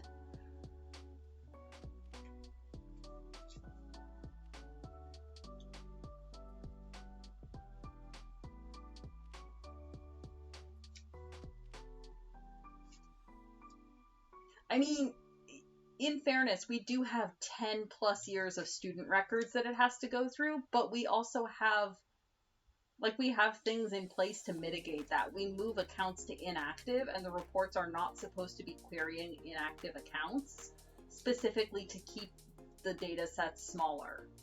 So I don't know what's going on. But they're gonna try to fix it in the next iteration, whenever the hell that is, because it's not like they've given me a time frame for that either.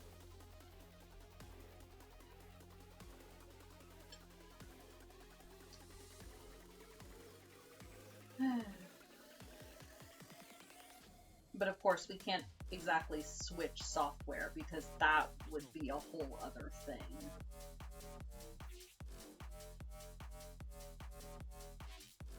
It's kind of a too big to migrate thing at this point.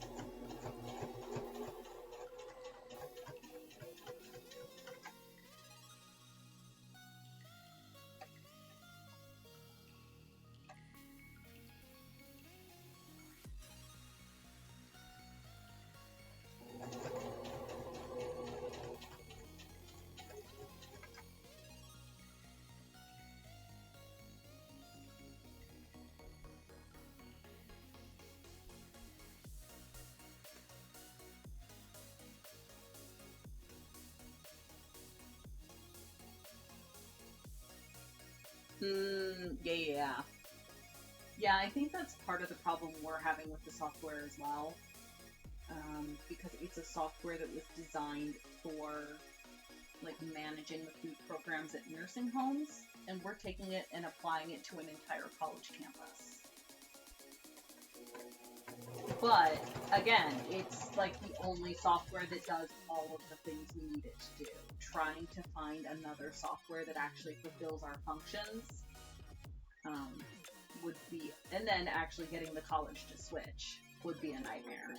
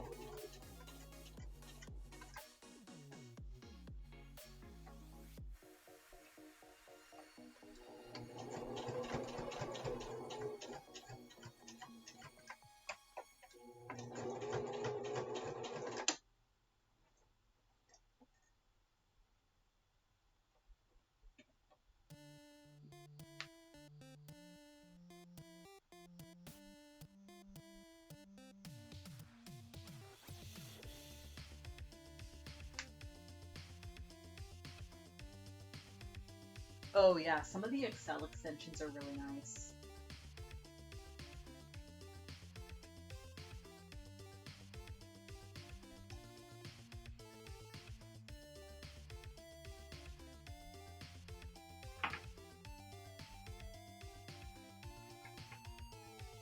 I also am learning the fun world of Financial Workday, because all of our invoicing and stuff has to go through them.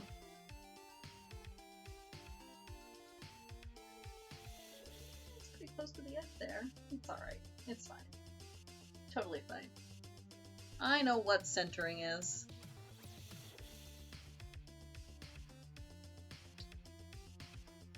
Interesting programmer functions that can get translated into an Excel formula. Oh, nifty. Also, we've got a redemption for a stretch and a hydrate. So everybody stretch and also hydrate. It is non-optional. And shrimp yourselves. And then I have tea.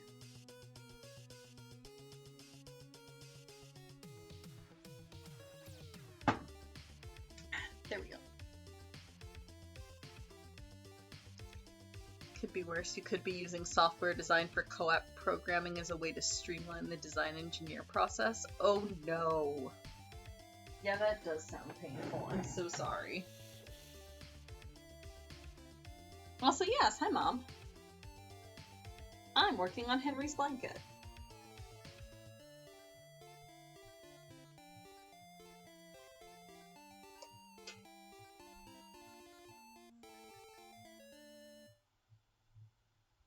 Gotta iron all my tails down.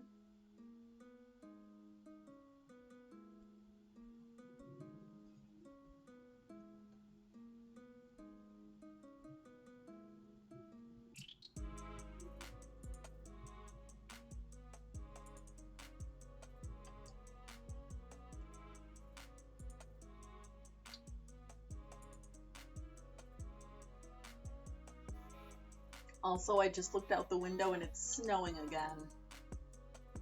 Do not want.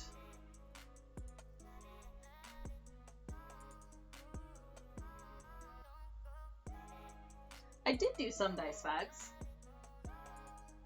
So I've done a few of the little ones. The thing of it is, I realized I don't, like, I have some strings that work. I need to go to the dollar store and pick up some more variety of strings, which I meant to do this week and then forgot to.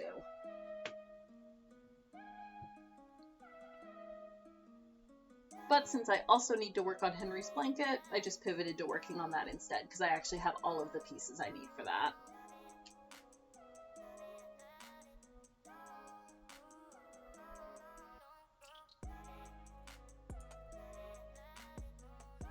Oh, you can have all the snow you want, Randus. Please, come and take it.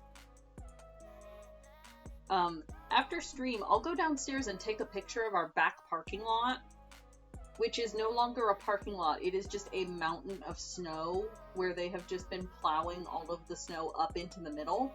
It's literally taller than the streetlights.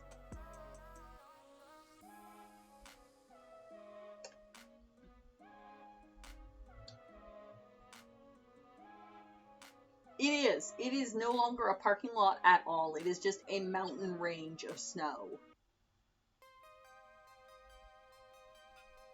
I mean, they're saying that we're going to get like another 15 or 20 centimeters today on top of the 20 to 30 centimeters we got on Thursday.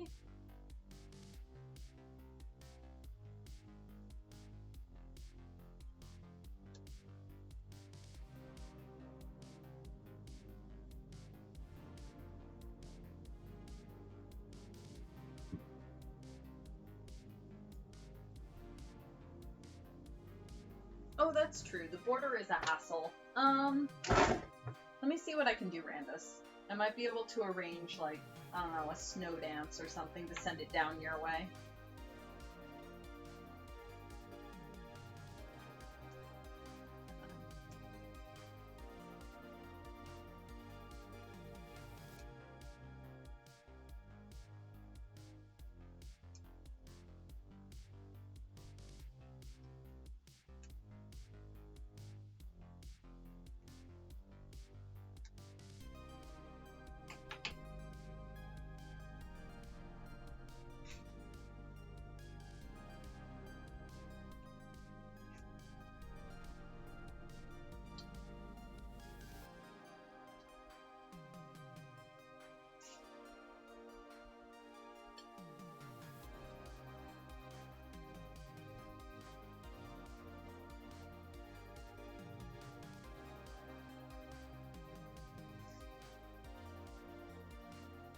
Yeah, I think it's kind of been hitting all of us. Yalco's showing pictures of his backyard, too.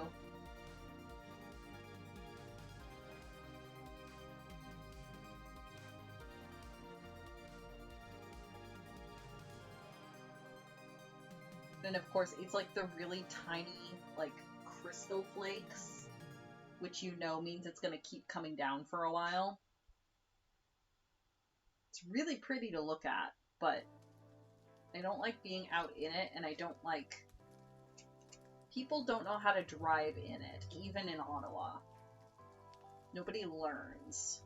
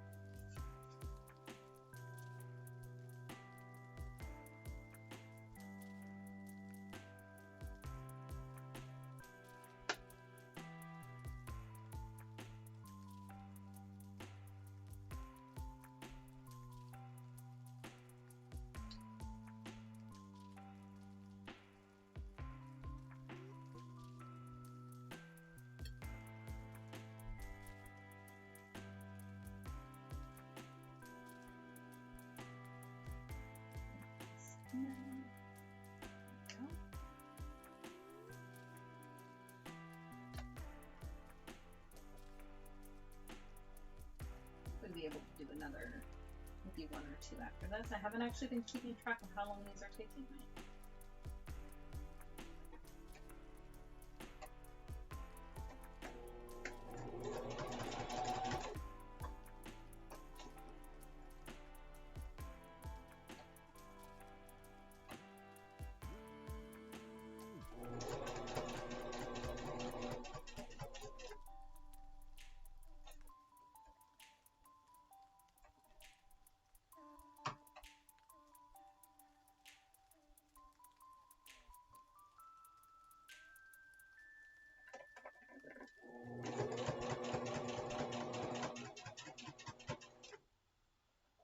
Ooh.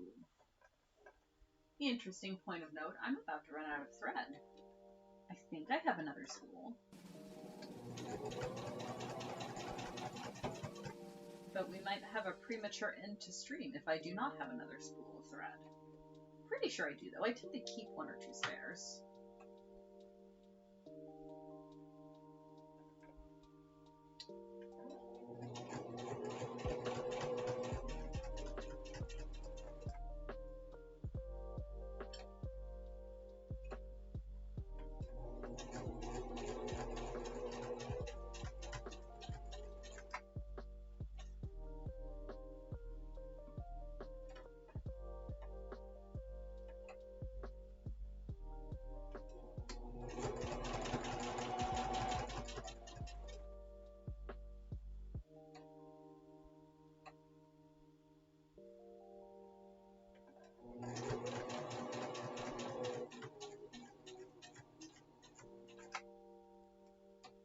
I think I went one stitch too far there. That's okay.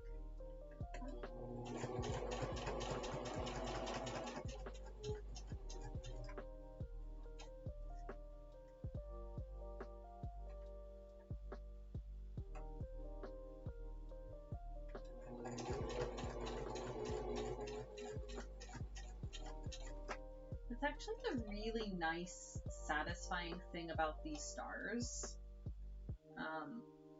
Is they're actually spaced really nicely. Like it's geometric. It's very, very easy to figure out where I need to pivot.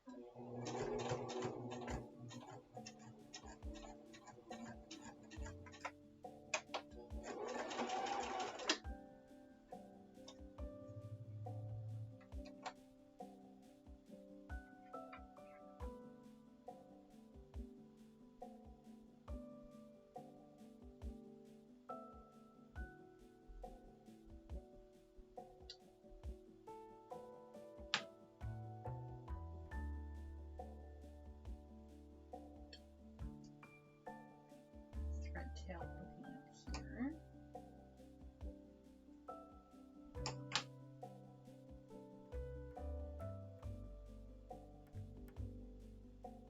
There we go. Another one down. Okay. Do I have another spool of thread? Let's...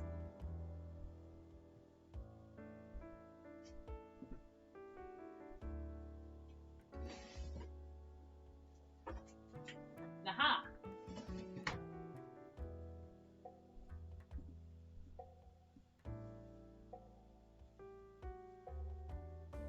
Thought so. I tend to buy them 2 or 3 at a time. Okay. So, turn the machine off.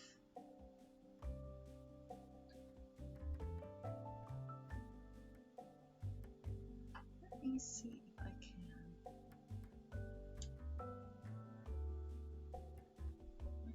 Nope.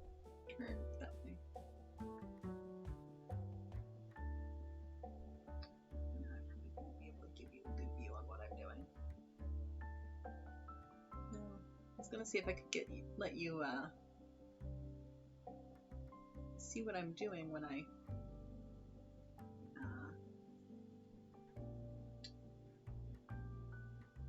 rethread my machine, but I can't get the camera at the right angle.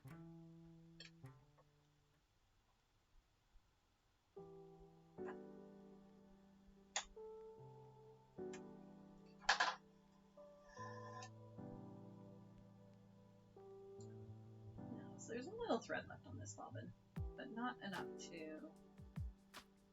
Oh, yeah, I should check my bobbin too. Nope, there's still some left on there. That's fine. Okay, so...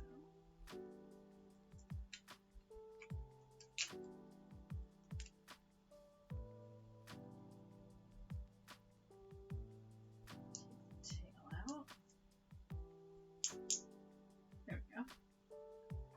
And this goes onto the bobbin hole. This piece goes on top. Keep it from bouncing too far. Okay. And then that's right there. There. Around there. Oh, no. That's for when I'm winding a bobbin. Down there.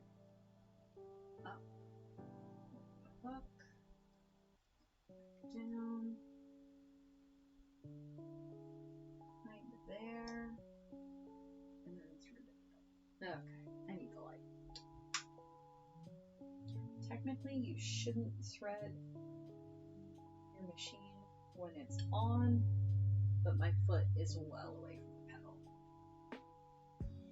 Okay, there we go. Threaded. Sweet. Alright, time to iron the next star. Back before stream end? Yay! Welcome back, Kuma. Or, welcome back, Kuma. Again, I have to keep reminding myself, the microphone is behind me when I'm ironing.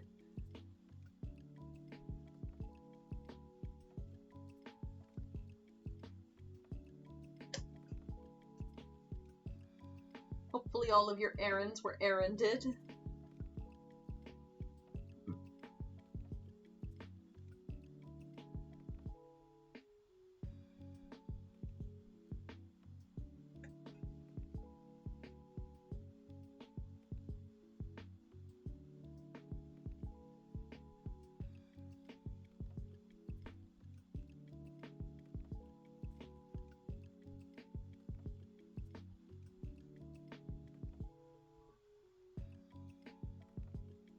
Oh yeah, I'm making a conscious effort to turn back and sort of talk over my shoulder when I'm ironing.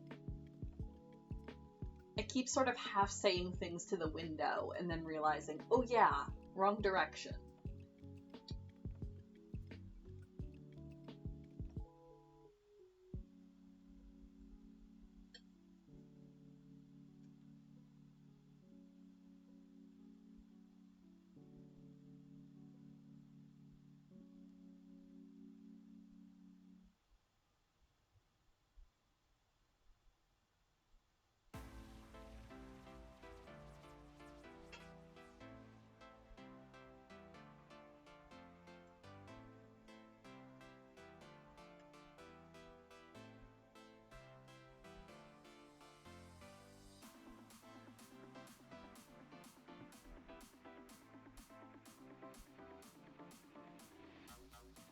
Ooh, you go shopping at Target, Kuma?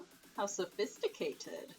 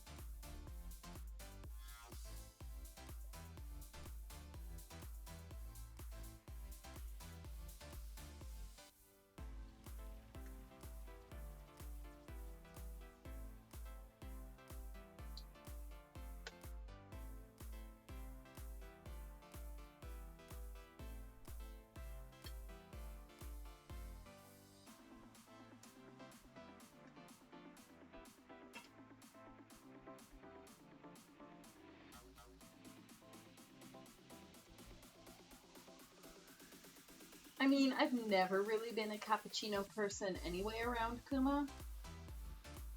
I tend to drink mochas mostly if I'm gonna get a fancy coffee.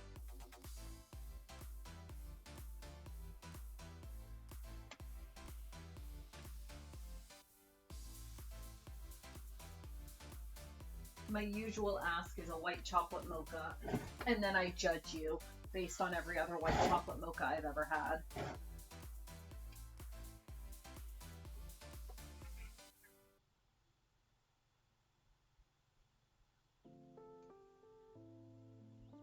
Come on.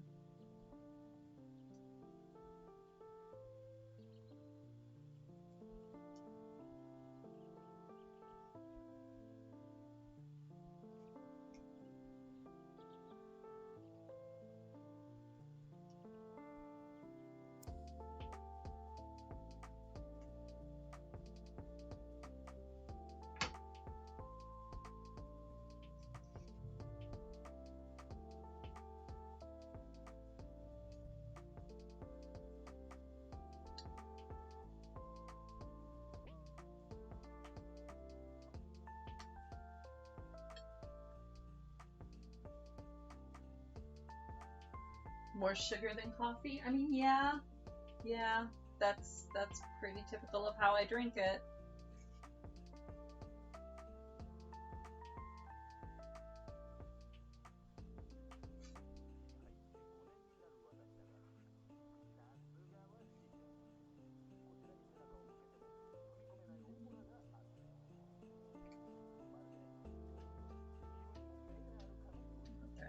There we go.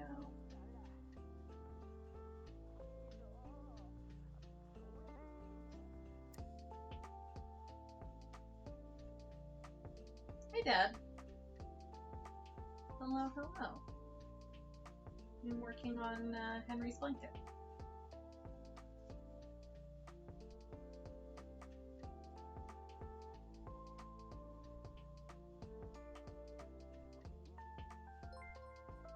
Ooh. Thank you for the resubscribe with Prime, Mom. Much appreciated. I don't know why that pinged 3 times, but I am 3 times as grateful. More and more sugar adverses you've gotten over? Yeah, no, it came through 3 times on my end, too. But it says 4 months all 3 times, so, oh. You okay, Twitch? Yeah, no, it's interesting when you say that, Kuma. I still drink my coffee really sugary, but I've found that, like, as far as desserts and snacks and stuff goes, I'm a lot less likely to, like, snack on candy or chocolate these days, or get, like, a really rich dessert. I find that it just doesn't appeal the same way that it used to.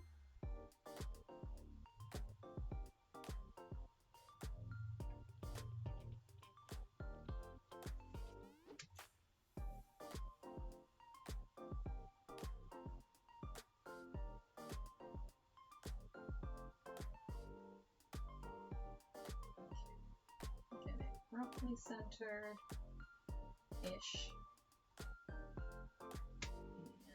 Pin.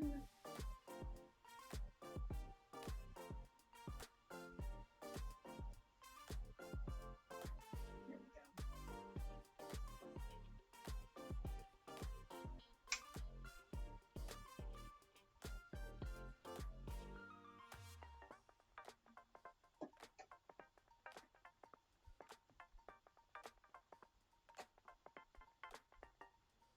Twitch is twitching? Maybe, yeah.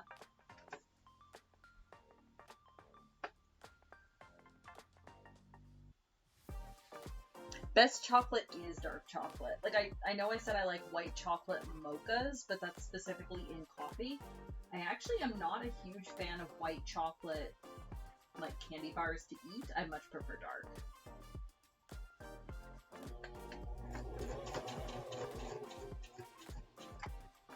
And actually, I've never really drank soda. I don't like the carbonation. It burns the back of my throat, so I've never really drank anything carbonated.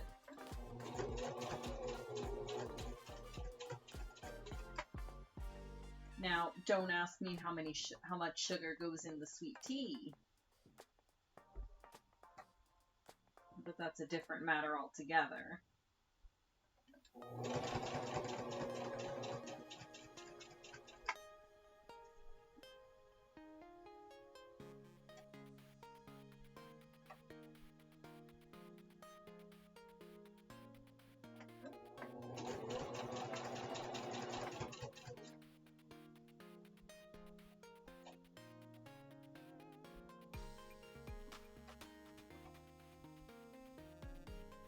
Oh, so for anyone that might not know instinctively how sewing machines work the way that I do, so there's 2 ways to make it go. There's the foot pedal, which is what I'm doing here.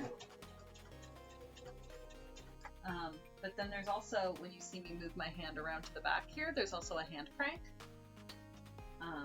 So when, like, you can hear the engine is not engaged at this moment. But if I need to go like 1 or 2 stitches to get into a more precise location, I can use the hand crank to do it. Technically, if I wanted to, I could just sit here and crank it and do all of my stitching that way, but that would take forever, and that's how you get carpal tunnel. So let's not do that. So like when I'm trying to get as close to the end of the point of the star as I can without actually going off the end of the point of the star. The perfect time to pull out the hand crank. Ooh. And of course, the harder I push down on the pedal, the more it goes brrr.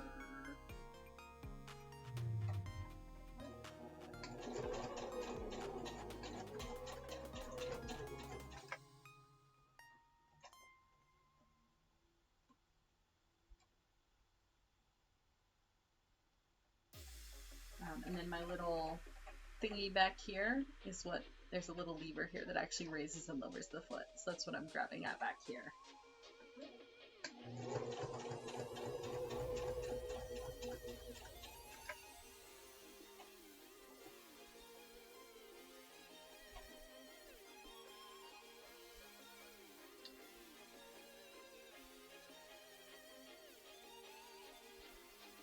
The Yalquay, got it. Yeah, carpal tunnel, for sure. Oh man, yeah, Japanese Kit Kats are phenomenal. I had one while I was there that was like melon flavored, like cantaloupe melon, because that's what that town's, like that's the produce they were known for, and oh my gosh, it was really good.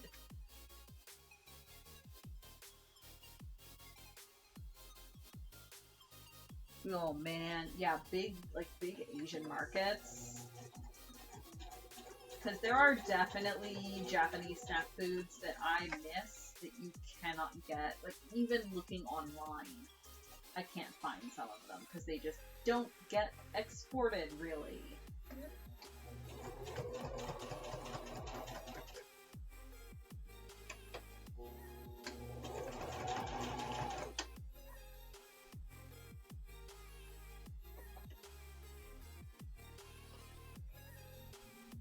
Like, the thing that I actually miss the most, and it's been a while since I've looked for it, so maybe I should check again. Maybe it started being carried somewhere. But when I first got back from Japan, the thing that I absolutely missed the most that I could not get my hands on for the life of me is a thing called Calorie Mate. Which, it's, like, I don't actually know, like, I don't know if it's marketed as, like, a protein bar or, like, a meal replacement kind of thing. But I tend to get, when I'm traveling, I tend to get really, really nauseous. And, well, it's like, it's probably a function of the anxiety, to be honest. It's that sort of thing where it's like, I know I need to eat, but I don't want to eat, and I feel like if I eat, I'll throw up, but I know I need to eat, kind of thing. I get that when I'm traveling a lot. And Calorie Mate, which I discovered in Japan, is like, it's this super dense, like, they come in sticks about that long, and it's like a super dense, like, shortbread kind of texture biscuit. Like, super, super dense, but it's got, like, protein and calories and stuff in it. And I found that I could eat that while I was traveling, and it would keep my energy up and keep me going without actually making me nauseous at all. And it was fantastic, and I can't find it in North America.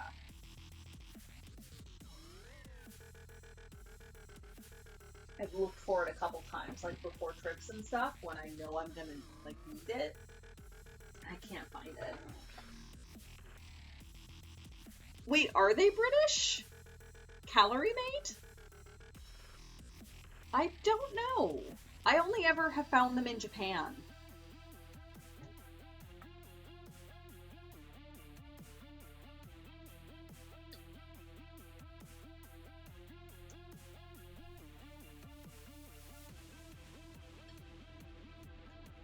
Nope.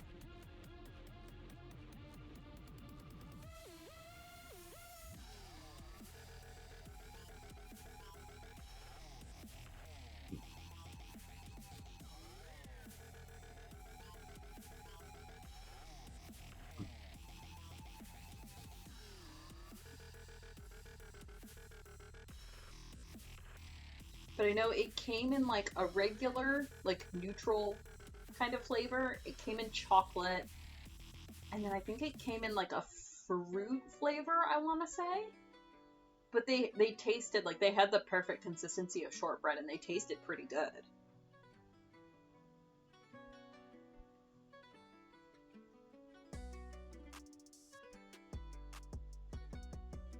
Google says it's Japanese? Okay, yeah. Thank you, Randus.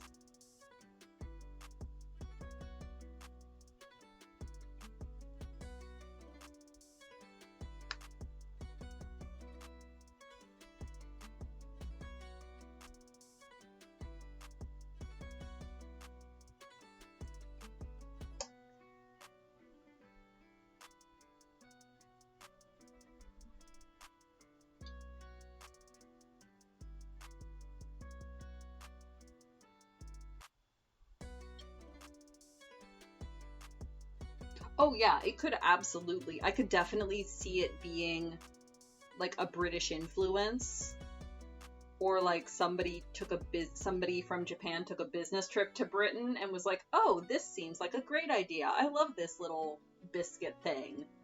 I could definitely see that being the case.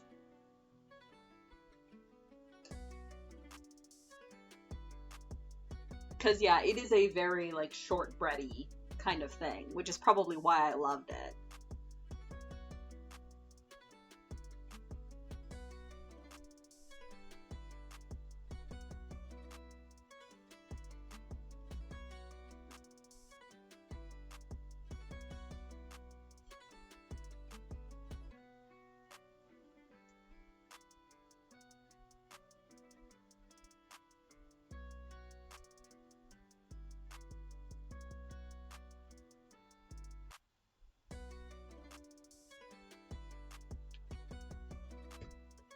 Okay.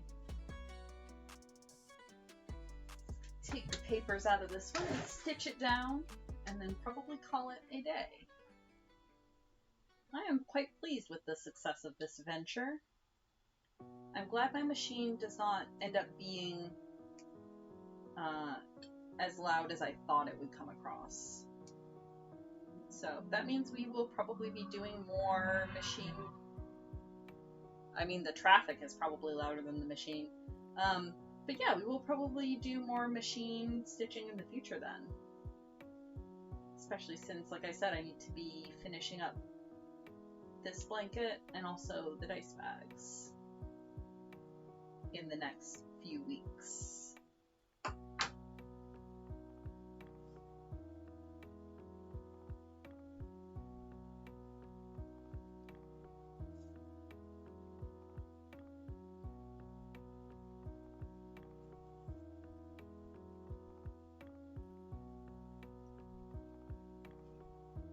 A day has indeed started to accrue.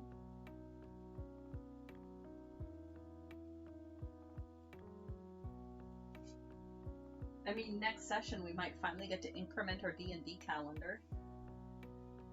I mean, presumably. I don't think we're planning to be up all night again. We better not be planning to be up all night again.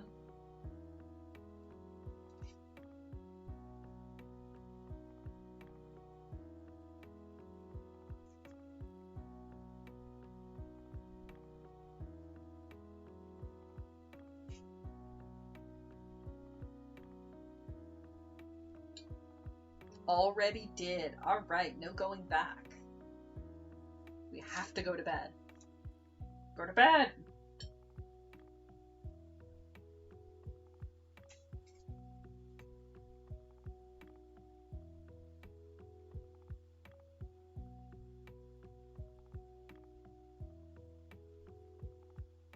Come on, papers. Out. Now I have a whole little pile of diamond-shaped papers.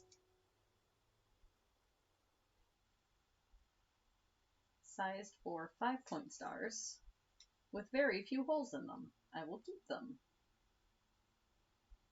Because yeah, 5-point stars are a very good motif. I will probably be revisiting this in the future at some point.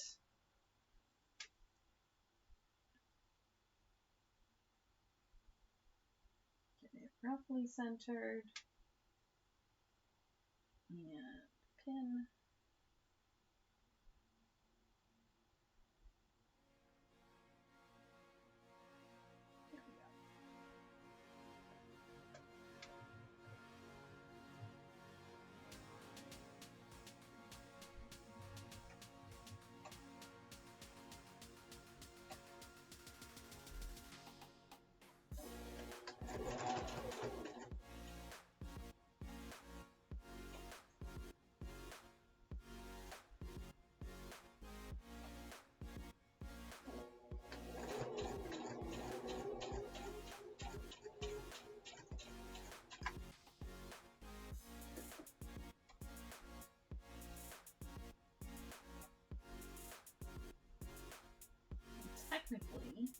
time your needle is down, like my needle is all the way through all the fabric right now and down into the lower bobbin.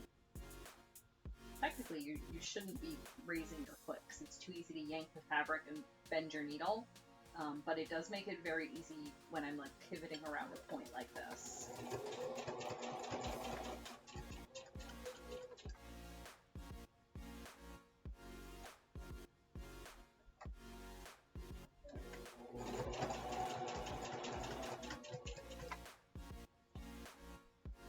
The needle is up and I raise the foot and try to pivot, all that's going through is the thread there, so it's very easy to get it sort of shuffled around. But if I bring the needle down, then the needle is holding it secure. Unless I really yank on it, all I can do is pivot, which is what I want.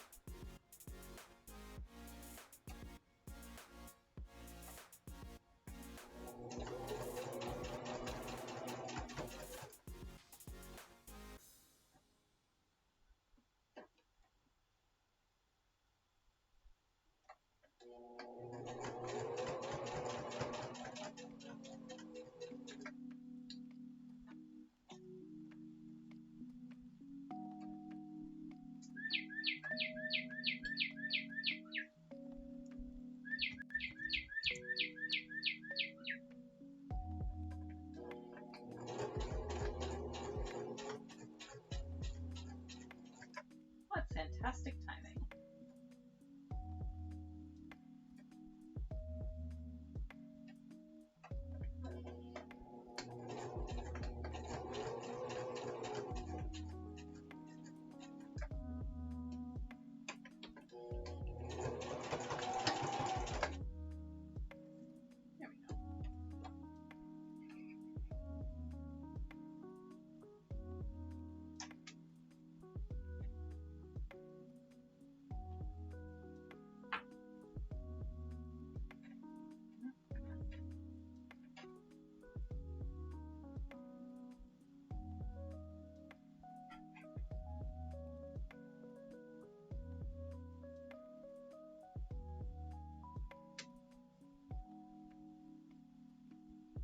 And that will do it for this week.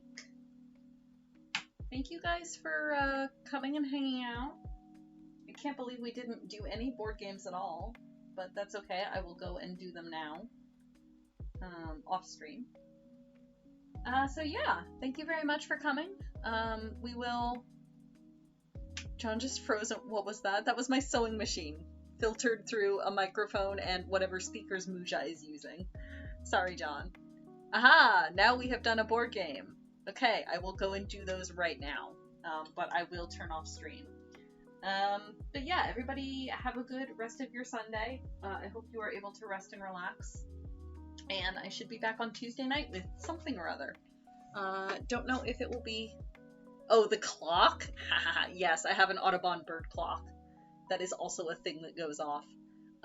If you want to be specific, that was apparently a North American cardinal. Yeah, so let's see. I don't know if anyone's up to raid or not. Hopefully Julie's asleep. Julie better be asleep. Julie is not asleep. Let's go say hi to Julie and yell at her to go to bed. Yes. No, I clicked that. Raid. She is doing a Skyrim. We will go join her in Skyrim.